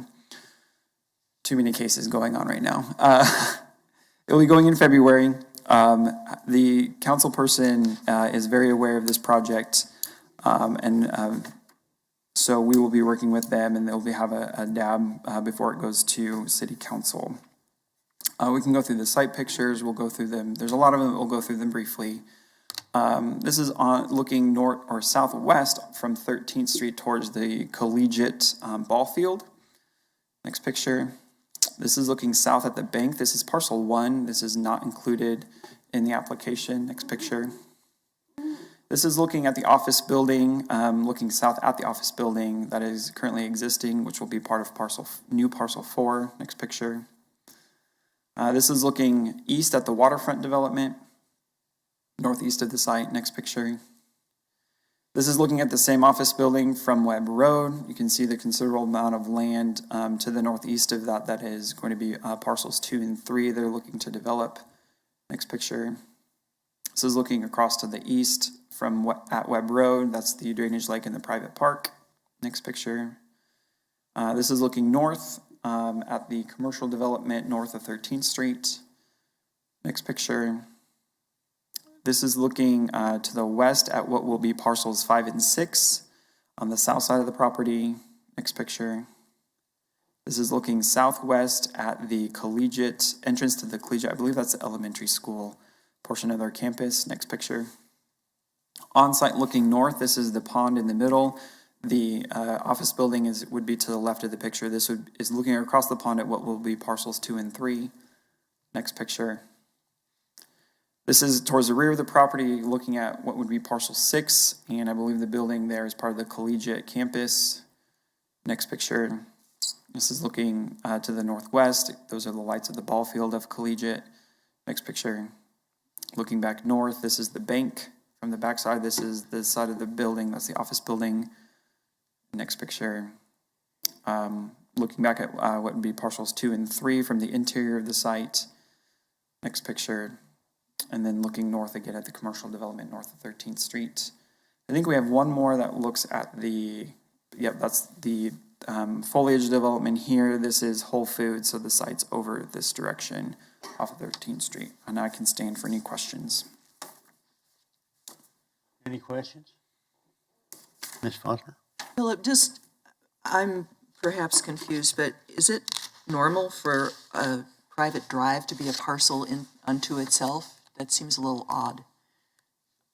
I'll defer that to the applicant or the agent. Because it is private drive, it is a private street. It's not maintained by the city, so it would have to be either included in a parcel or made a parcel by itself. When it's platted as a reserve. So maybe they just took the dimensions of the reserve and made it its own parcel. Okay, it just seems odd that it's got uses including residential and commercial development if it's basically going to be a street, but I don't know that actually interferes with the zoning decision at all. So. I really don't think it does. It does allow for the flexibility if they were to redevelop the southern portion of the site and reorient the road. They do have a stipulation in there that buildings, if they're under the same ownership, can cross parcel boundaries and things like that. So like it could provide some flexibility. Okay, thank you.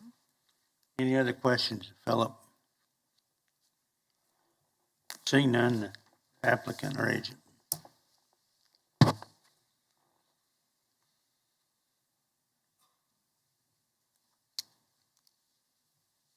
Good afternoon, Brian Lideback, MKC Engineering, 411 North Webb Road, on behalf of the owner and applicant. As you know, this is probably one of the nicer commercial buildings in East Wichita, at least I think anyways. The ownership group has been working very closely with the school district, or the collegiate school next door. They've met with the chairman of the board and as well as the head of the school. And they're collaborating on some of the development activities that are planned here. So I think that's important to note. In fact, some of their children attend this school. So with that in mind, we're in agreement with staff comments, except for the item in B. It is 3B, where it talks about limiting the uses on the southern parcels. I think it's the last couple sentences of that item B. And if you're looking at the staff report, it's on page 3. We want the uses to be the same across the board, allowing for changes that will occur. This is intended to be a mixed-use development as things progress, but that will allow us to give some good flexibility there with a mixed-use development. So those are the primary things I want to make mention to you, is that that the two property owners are working together and that they're collaborating on some of these items. And so that was the reason we didn't want this to go on consent.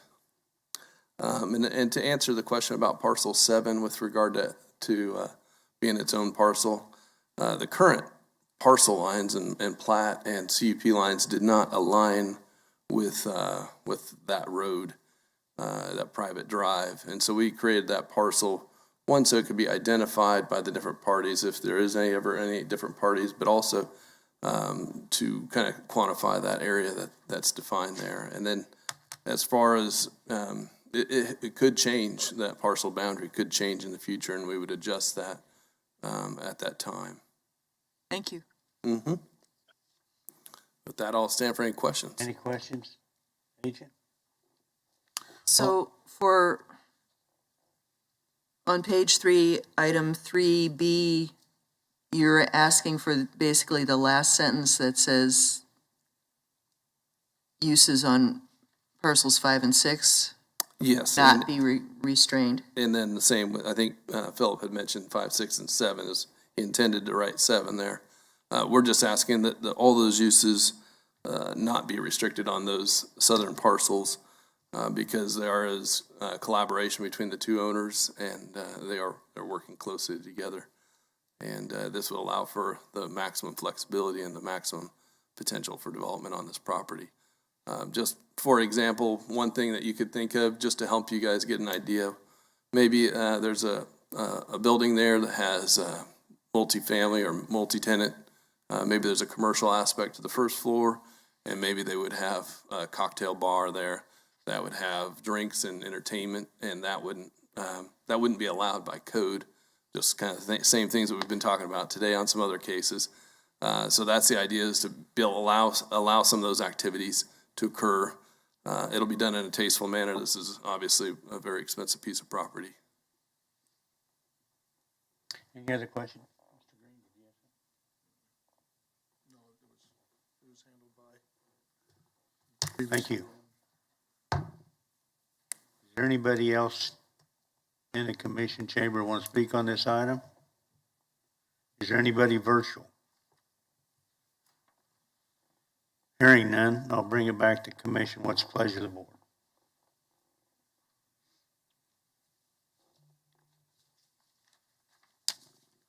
I would comment that I can see the request to change the the restrictions on parcels 5, 6, and 7, simply because it's not like the school building itself is directly across the property line. It's sports fields and a track.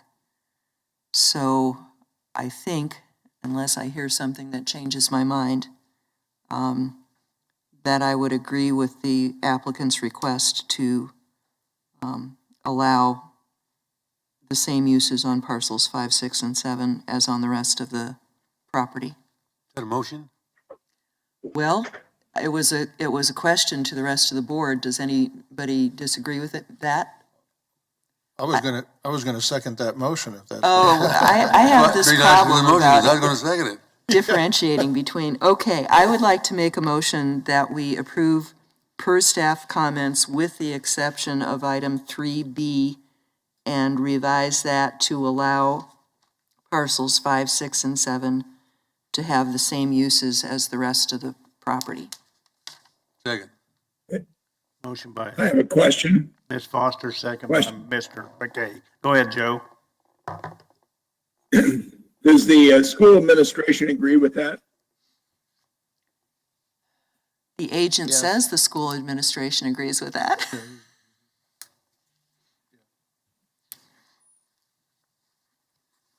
Could you say it again? Yes, Mr. Johnson, this is Brian Lindeback again. Yes, they've been collaborating and that they're aware of these details. Because there is a school right there south, is the upper school. Part of it. The property is a That school. you don't see it. The property is The a upper school school is property. right there south of the green.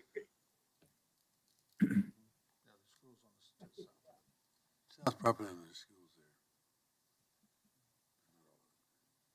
But if the administration agrees, I'm okay.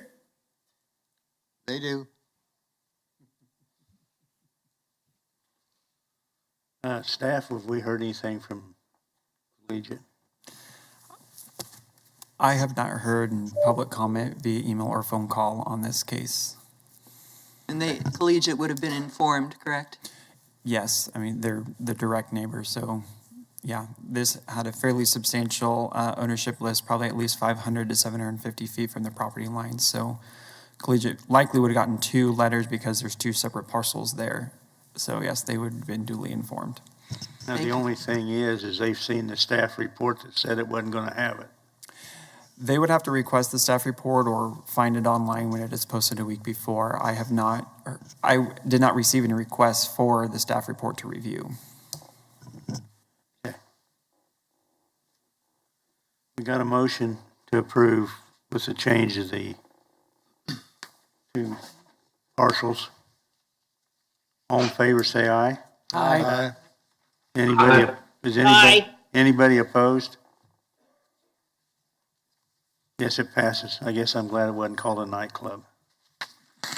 It is called a nightclub, but it is called a nightclub. That's an inside joke. The difference. Okay, we're going back. I Item attempted to reach 4.3. out to the applicant via email and phone, have not been able to get a hold of him unless I missed somebody coming online over the last 2 items. I do not believe the applicant, or really it's the contract buyer, is present for this case. Move that we defer this item. Second. Would you like to defer it to the 3rd? Sure. Okay. Got a motion to defer till the February 3rd. Got a second? Any discussion? All in favor, say aye. Aye. Anybody opposed? Aye. Anybody opposed? Okay, that completes a planning commission meeting, and so now we'll move away from it and go to the BZA.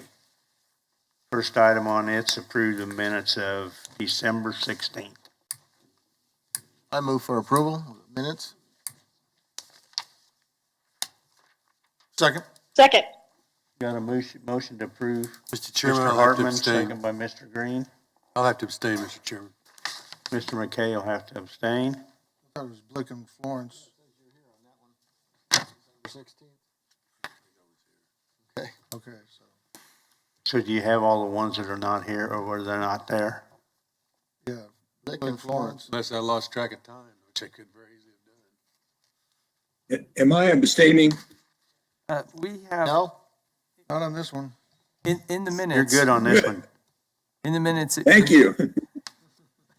In the Okay. minutes, it shows Mr. Blick and Mr. Florence as being absent. Okay, Okay, then I won't abstain. all in favor of the motion, say aye. Aye. Anybody opposed? Aye.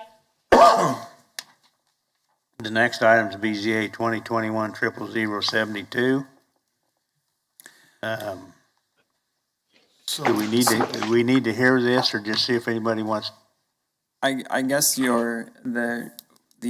as with the conditional use case, the applicant is not present. Their request is to reduce it from 0 to 4, or backwards, 4 to 0. I guess it's the will of the board if you want to try to take this on consent, or do any commissioners have any questions? Or if there's any opposition to the BZA.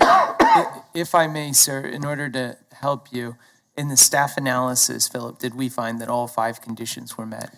Yes. Okay, so in the staff report, we found that all 5 conditions were met. So therefore, if you wish to take it as a consent item without hearing it, then you would simply find that you also agreed that all 5 conditions have been met. And then, But I suppose I better ask if there's anybody virtual wants to speak on this, or anybody here in the commission chamber want to hear this case? I just have one question, and that is, there's a vehicle that'll be permanently parked there, as I understand it. That is my understanding that. And so that would have to be street parking. Is that like a multi-passenger van, or is it there's some of those vans that are really big, and I've driven that Shady Way many a time, and it is congested getting through there. I'm not aware. Likely, it would be a multi-passenger vehicle of some kind. My understanding is it would be able to be used to transport the children, and you would likely want to have a vehicle that can transport 7 people. But that can be done with a minivan. That can be an SUV, or it could be a... So I'm not aware of the exact vehicle. That's the only thing. Shady Way, it has 30 feet of paved right-of-way, which allows for if there's parking on both sides of the street adjacent to each other, it does permit 1 lane of traffic through it. So you have a yield street, as most neighborhood streets are. Okay.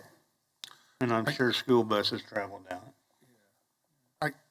I guess I was waiting for this case because I'm not really in favor of reducing the parking to 0 and have it be all street parking. I was going to suggest or recommend that we allow to the setback, the front setback, to be vacated, and then have parking allowed in that space, as opposed to having it all out there on the street, because they really don't have enough space on the street in front of their property to park. And I think one of our virtual attendees earlier was saying that his concern was that there could be vehicles parking in front of his property.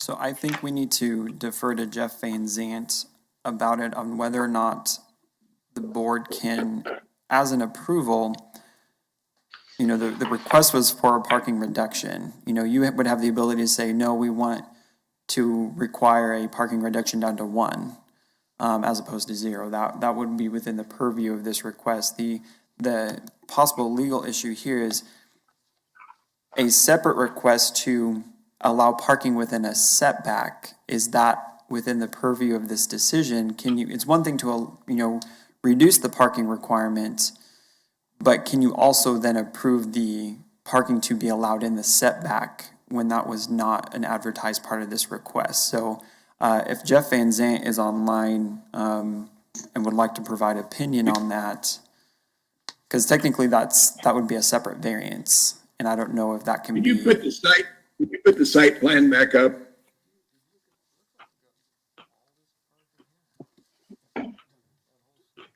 I'd like to comment that I think, the way this house looks, it's pretty clear that it has never had on-site parking. And I live in a neighborhood where many of the houses don't have garages or driveways or even curb cuts as well.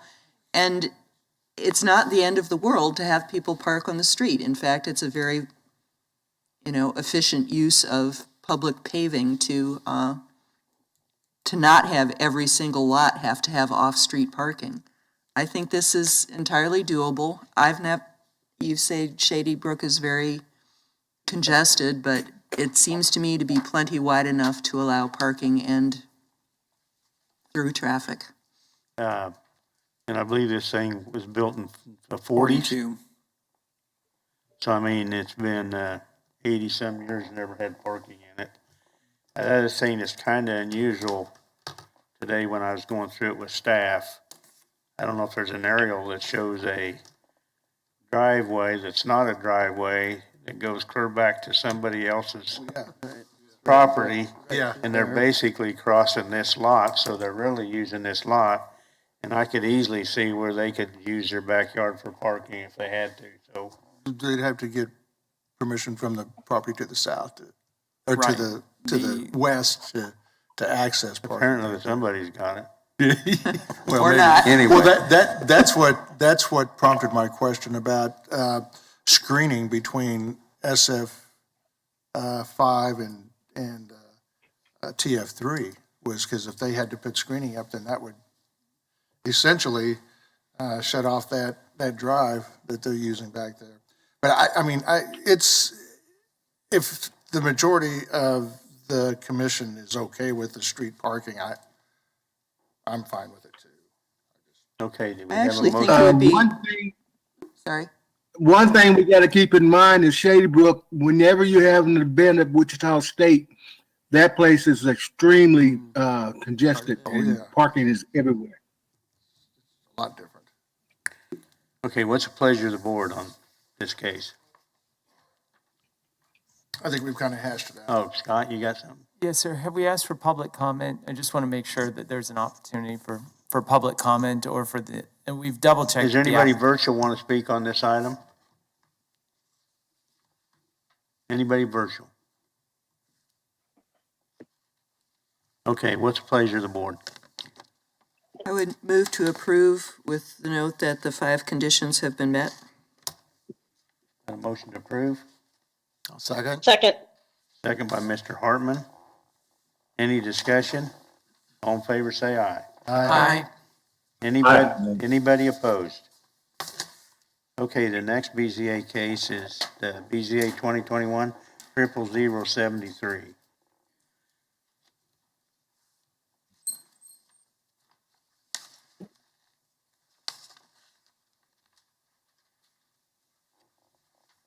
Good afternoon, Commissioners. Kathy Morgan for the Planning Department. This is a county request for a variance. It is located at an intersection of section line roads, as you can see here, North Meridian and 101st Street West. Go to the next slide, please. This is zoned rural residential. This parcel is right at an acre, and it was sold before the rural residential standard be 2 acres, minimum of 2 acres. And so that house that you see here, it has been there since 1908. And so it's been added on to several times. It does have drive access to Meridian and then also onto 101st Street. The section line roads have an 85-foot building setback to allow for future expansion, and as I understand that was common within the city limits of Wichita at major intersections. So the applicant is requesting a variance to allow a shop building in this northeast corner. Could you go to the next slide, please? This is the locational map showing that it's in the unincorporated area of the county. Next. This is the site plan. Again, as I said, the center line of Meridian, from the center line of Meridian to the front of the building wall is 60 feet. So south of the driveway, the variance only applies to the area that is in front of the building. The request to reduce it to 60 feet. So there's some corrections in the staff report regarding the 5 criteria. And that is the property is unique.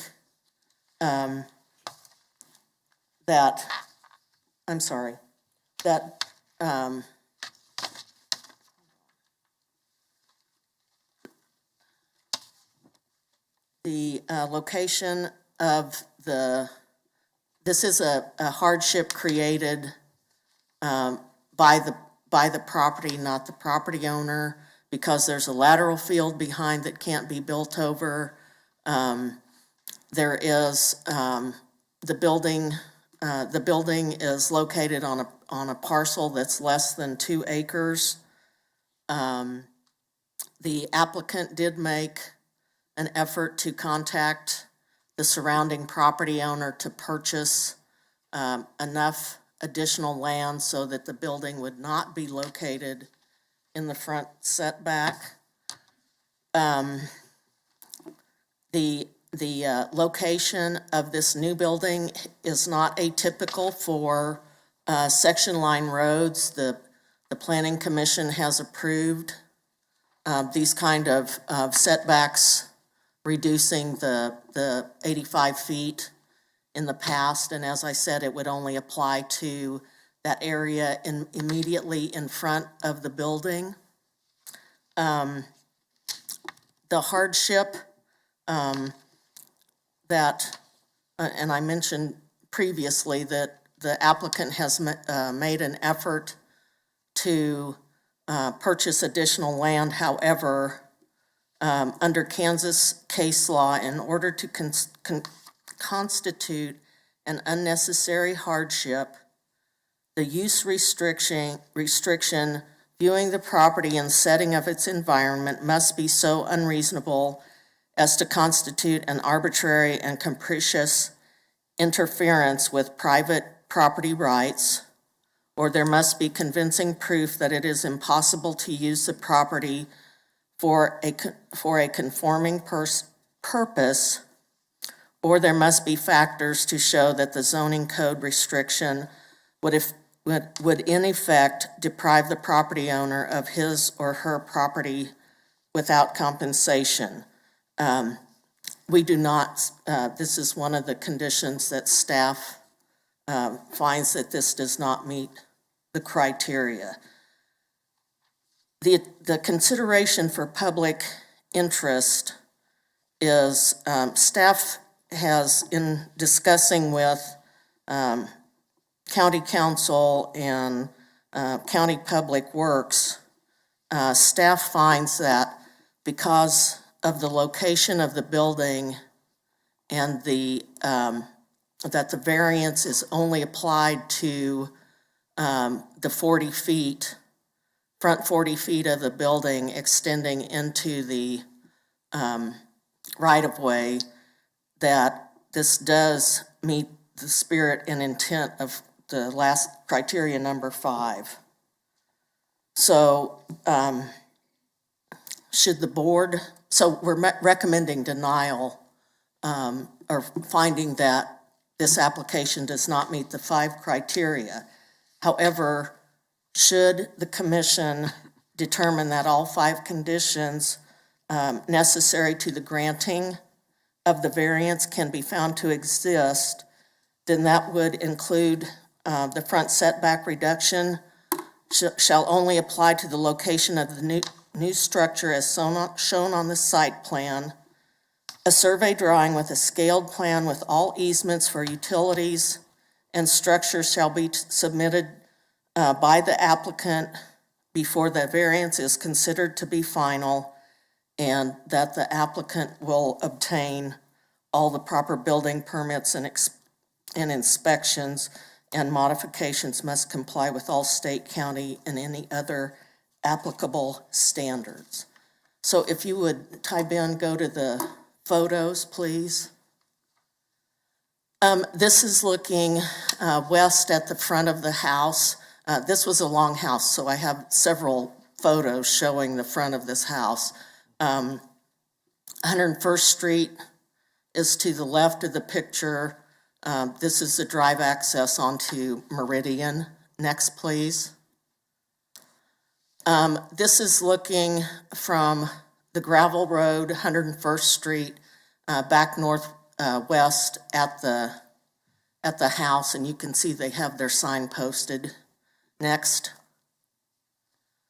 This is looking at the north end of the house, looking west, and this is the farmland immediately north of the property. Next.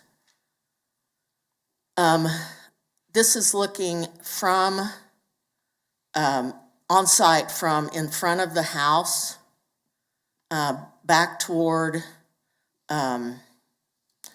okay, let me orient us here. This is a tank, a propane tank. The location of the new structure would be to the left of that and a little bit in front. So this is looking onto Meridian. Next. And this is looking north along Meridian. So this row of trees back here, the structure would be behind that row of trees. Next. And this is looking north along the west property line. This would be where, according to the site plan, the lateral field is located. Next. This is another picture of the north end of the building, the house. Sorry, next. And this is the property kind of northeast of the site. It's well set back from the roadway. It has mature trees, again, as the buffer along the property line with mature trees on the site. Next. Is that it? Oh, no. This is the intersection of 101st and Meridian. It's from the southeast corner looking southeast. So this is all agricultural field, also to the south. Next. Here's the agricultural land to the south. Next. And this is looking, this is actually looking east along 101st Street. This is the intersection at Meridian. And this is the subject property to your left. Next. Go back, please. I'll answer any questions. Kathy, what's the right-of-way on Meridian? It's 85 feet from the center line. From the center line? Of Meridian. Is that the right-of-way Setback, or I'm that's the sorry, setback? setback. 75 feet. Is Lynn Packer on the line? Yes, Kathy, I'm here. Can you answer that question, please? What is the right-of-way? Half-street right-of-way on that. The half-street right-of-way on Meridian? Is 40, the half-street right-of-way is 40 feet. Can you repeat that, please? The half-street right-of-way along Meridian is 40 feet. Okay, and you don't need any more right-of-way there? Not currently, but most definitely in the future, additional right-of-way would be necessary. We would take a typical intersection right-of-way, which would, the length of this entire property would be 75-foot need. How far is this building off of the right-of-way? It would be, the building would be 60 feet from the center line. So you're talking for in the future, if they're wanting an 85, the setback, it would be 15 feet that they're into the potential right-of-way needed to expand that intersection. they were gonna expand the intersection, this building would be in the right of way Yes, they need. that's in the future. We don't know when that would happen. To expand on that, the staff report on page 2, the fourth paragraph down, it said that last sentence, county public works in general is not opposed to reducing the setback line provided it does not interfere with future right-of-way needs. And just right above that, it says, even if it were reduced to 60 feet, the proposed building edge would sit on the meridian right-of-way line with no setback at all. So if Can you show the sketch, the hand sketch? Could you go back to site plan, please? Type in. There you go. So I was kind of confused. I realized that in the future, 75 feet would be needed or possibly needed, but 60 feet could be okay. That's staff, as I said again, this is a future recommendation. Don't know, there's no certainty that this intersection would be improved to that width. And staff is saying that with that only applying to the frontage of the existing building and not the entire length of the property, that this does meet the spirit and intent. We have had no contact from neighbors, no phone calls, no emails regarding this request. So I guess theoretically, if they were to move this building 15 foot further west, then that would be 75 feet that would be needed, even though would then be sitting right on the right-of-way line. Right. And the applicant is here and he can address the issues that they have with this site plan or what their thinking is behind this. I just remind everybody that all 5 conditions have to be met, and I make it 4 out of 5 that are not. So even if we get the right-of-way situation reorganized, that still leaves 3 more to discuss.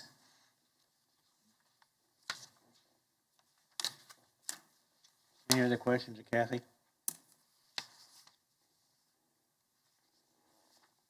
Applicant or agent?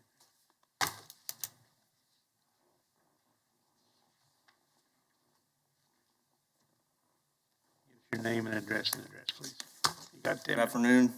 Chase Klinkner. I live at 10203 North Meridian Avenue. We've lived at this house for approximately 4.5 years. We're wanting to build that building there because of the lateral field back there behind the house where we would be able to do it. There's no other place to move that lateral field, and if I even had somewhere to put it, it would cost upwards to like $20,000 just to move that. And then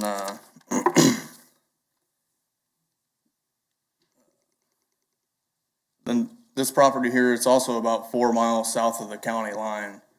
So for them to think that they need to widen that road, there's only one subdivision up there. And I've talked to the farmer that owns all that ground around the house, and he says he knows most of those farmers up there, and he says they're not going to sell any of that land anytime soon for them to develop anything. So as far as the need to widen that road, I don't necessarily see a point in that. And then so where the building's sitting now, the 40 foot is the right of way that they have now, which they've also got a big ditch that's cut in there. And then right along that right of way, they have the rural water that runs north and south there. And I believe that there's the gas line is either on right there or it's on the east side of the road. So if they were to widen that, they would need to move all of that plus cut in that ditch. And then the ditch would be pretty much in my front yard, and they'd have to remove all of my trees just to do that. And at that point, they might as well just buy the property.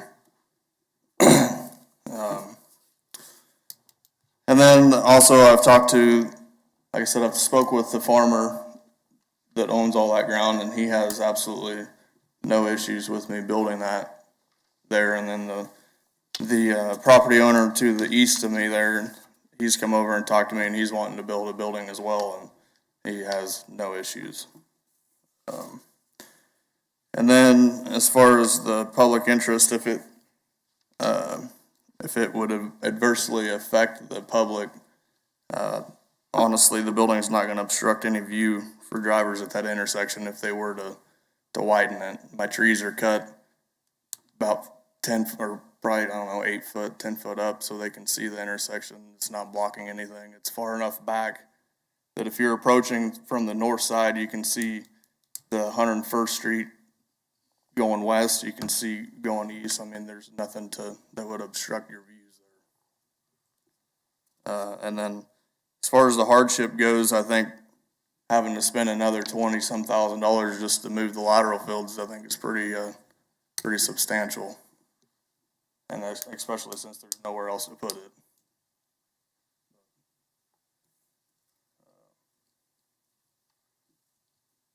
That's all I've got. Any questions? Any questions of the applicant? Mr. McKay. Sir, have you taken into consideration of, you said there's no other place to build it. It looks like to me, I'm sitting here looking at the aerial photo on your drawing, on the south side of that driveway is larger than where you want to put the building. Is that correct or not? Are you talking the entrance there off of 101st there? Between Meridian and your entrance off of 101st. Yeah, so with that being the section line road, it's 85 foot off of that as well. So if I had to build it there, it would actually overlap where my house is. Because the south side of my house there is 85 foot off the center line. How about in front of your house? Between Meridian and your south driveway. I'm just trying to figure a way to, right now you got 3 out of 4 things going against you. 5. Right. So, Would it be possible to move this 20 more feet to the west? Not necessarily. I mean, because the farther I move it west, you're not going to be able to have very good access into the existing garage that's there. You're going to cut off. You're going to be driving basically in the front yard just to get in, and it's not realistic. So there's a garage there on the Correct. on the north side. Yeah, that's what that other drive goes to. That's just a little 2-car garage right now. I assumed that was the case, but Yeah, I'm not a very good artist. yeah, well, and you know what happens when you assume. Yeah. so you're going back to my question. You're saying then that the area south of the Meridian driveway and east of the 101st Street driveway, there's not enough area to put your building in that area there, which seems to be larger to me.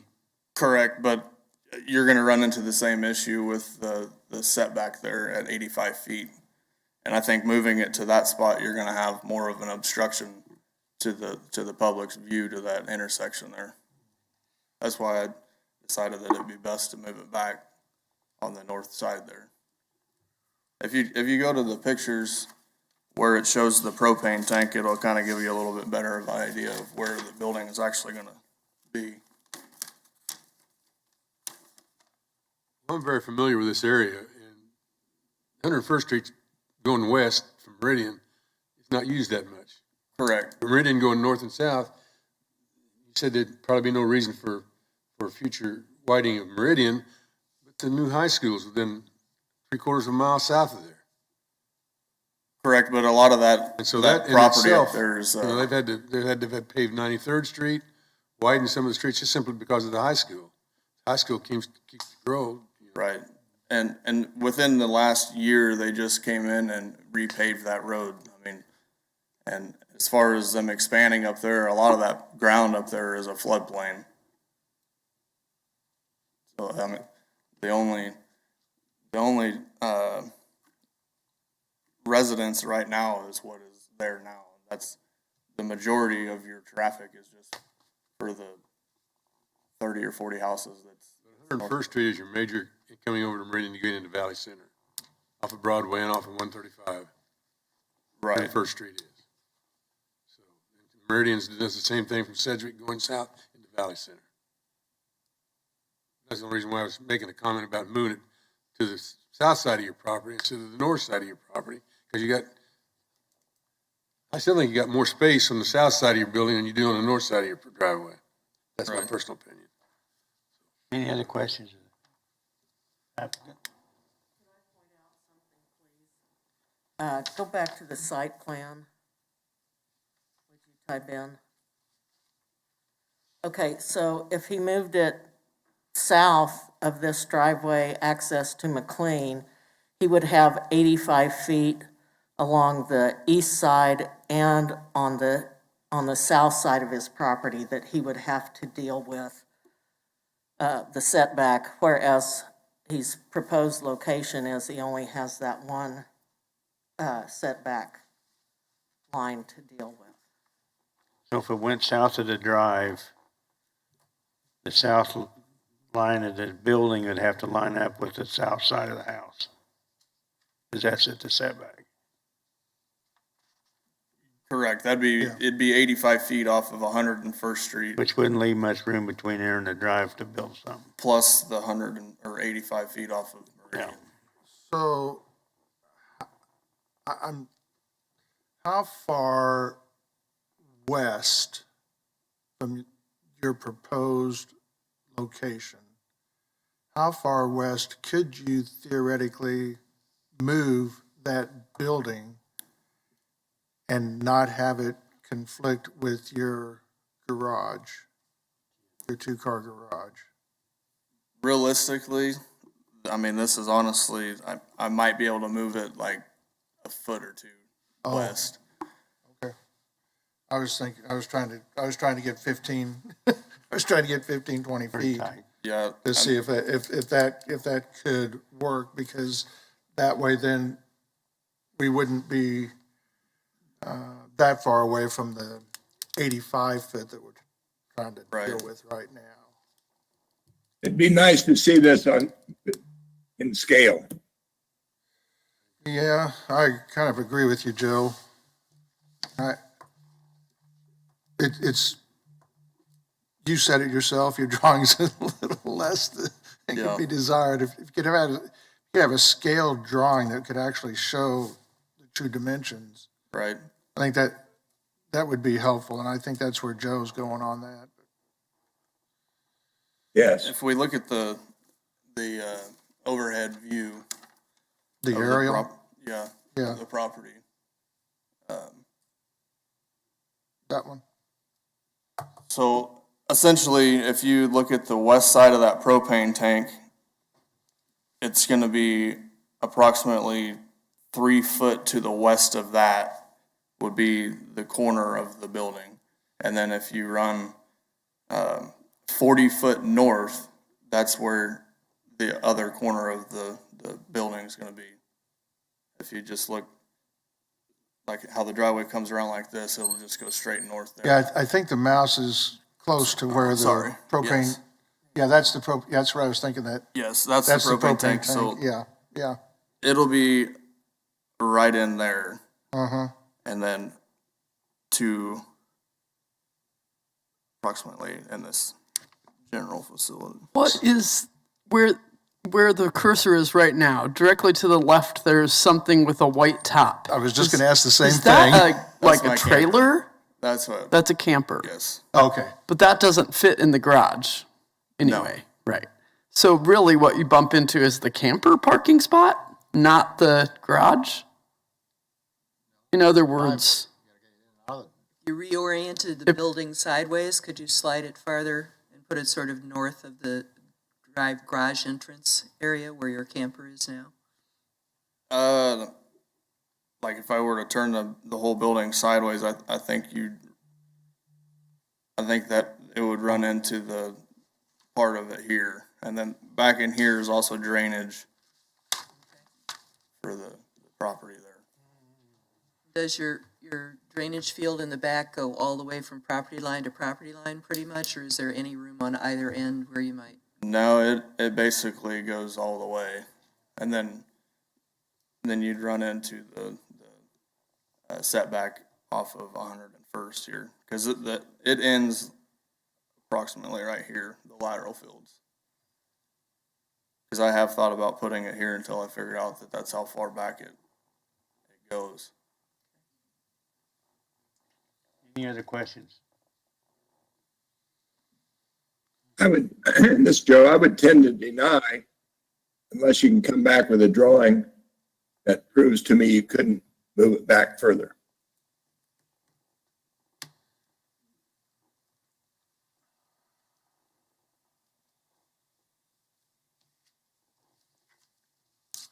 Joe, do you have any other questions for the applicant? No. Okay. Thank you, sir. Is there anyone in virtual that wants to hear this or talk on this item? Speak on it? Hearing none, I'll bring it back to commission. What's the pleasure of the board? I don't know that we have a whole lot of choice. 4 out of the 5 necessary statutorily required conditions are not met. So I move that, making note of that, we do not grant this variance, deny the variance.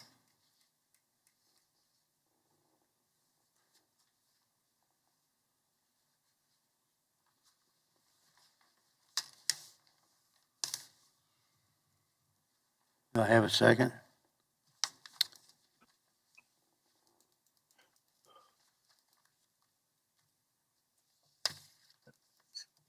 I would say that dies in it without a second, right? I'd kind of like to go along with what Joe was saying, that, the gentleman, they really want to, they can probably eliminate some of these conditions that there, if they go back and get somebody to draw it and lay it out. Maybe their building need to be 5 feet smaller, or, I don't know what it'd be. Maybe my idea on the south side of the driveway wouldn't work. I would rather see a variance off of 101st Street than I would Meridian. Primarily because of the traffic. Dirt road, farm equipment used more than anything else. But the other side, Meridian and 101st are both paved and they're highly trafficked. So if the gentleman would like to have us defer it rather than deny it, to come back with something more definitive. I think the other thing, I like the building north where it's at, because in the event that Meridian was ever widened, there could be turn lanes or something that would be at 101st. We got a lot of property there where that could be accommodated. And this building's far enough north of that intersection. I don't think I would see that would ever be widened where it would bother the building being where they're proposing it. I'm not opposed. I move we to defer to February 17th. What'd you say, Joe? Well, let's ask the gentleman if he's willing to. To 17th of February. He may not be able to get it done by then, Joe. That's only 2 weeks. If we were to defer this so that you would have time to get a drawing, a site map, a true site map that's, how long do you think that would take for you to get that done? Then we could bring it back, and I think what you're hearing is that we're trying to figure out a way to make this work. Correct. And Right. I think if you could get an engineered drawing that really lays everything out, showing not only the proposed right of way, the setbacks, and all of that on that drawing. I think that would help us to be able to see if we can possibly make this work. Okay. Also, no one has asked you what you want to use this building for, but is it the square feet you need? Could it be longer and narrower and maybe fit that way? Are there some other alternative sizes or shapes that you might? Yeah. The building that I have a deposit on was a special that they had built, and that's or his building. Yeah. And that's essentially what I was wanting. I mean, what we're gonna use it for is we've got some hobbies. I race, and we've also got a couple of boats that we're gonna wanna store in there, so. Kinda running out of room in the little 2-car garage at the moment, so. Can I ask the question, what are the other 3 conditions that he can't meet? The uniqueness, the hardship, the public interest, and the spirit and intent, all 4 staff have said they don't meet the conditions. It's explained in the staff report.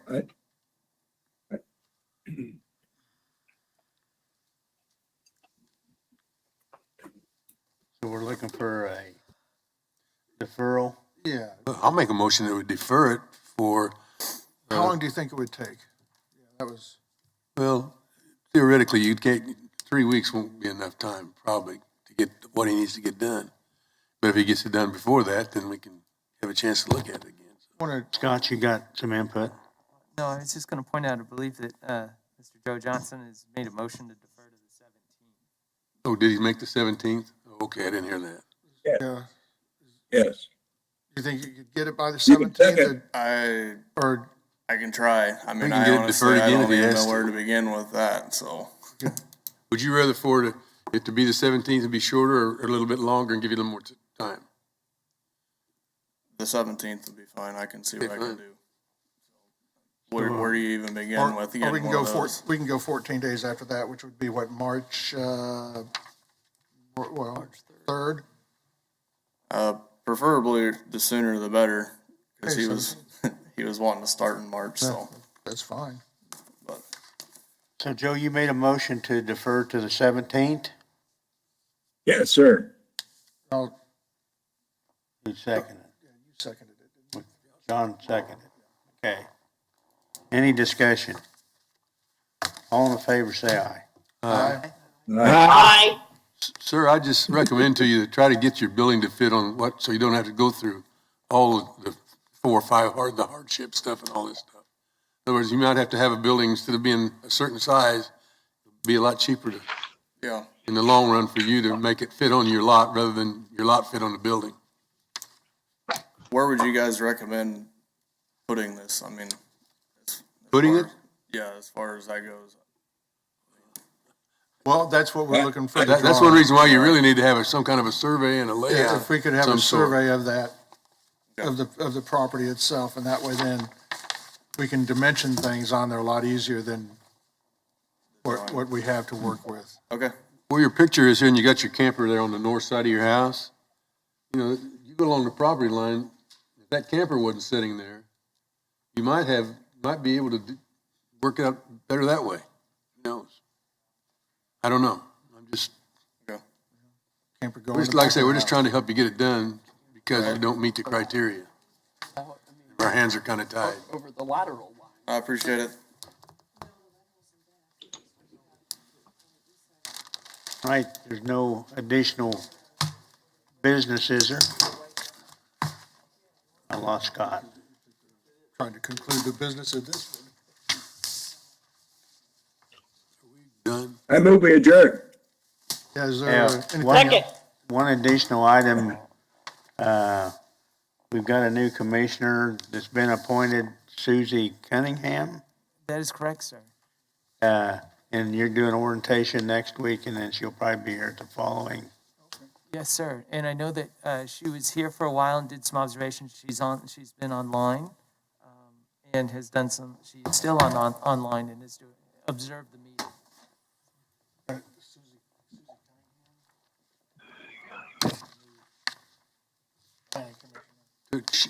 What's her name?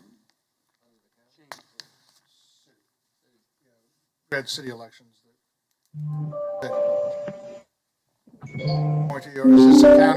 Is this a county seat or, it's a county seat, isn't it? It's a county seat. So we replace Shane Gross? Replacement for Shane Gross. Yeah. Will she be on the subdivision committee? That is a question I will have to check in with the chairperson on that. Is the meeting adjourned? Yes. Okay, very good. Just want to double check. I would Conferring with staff.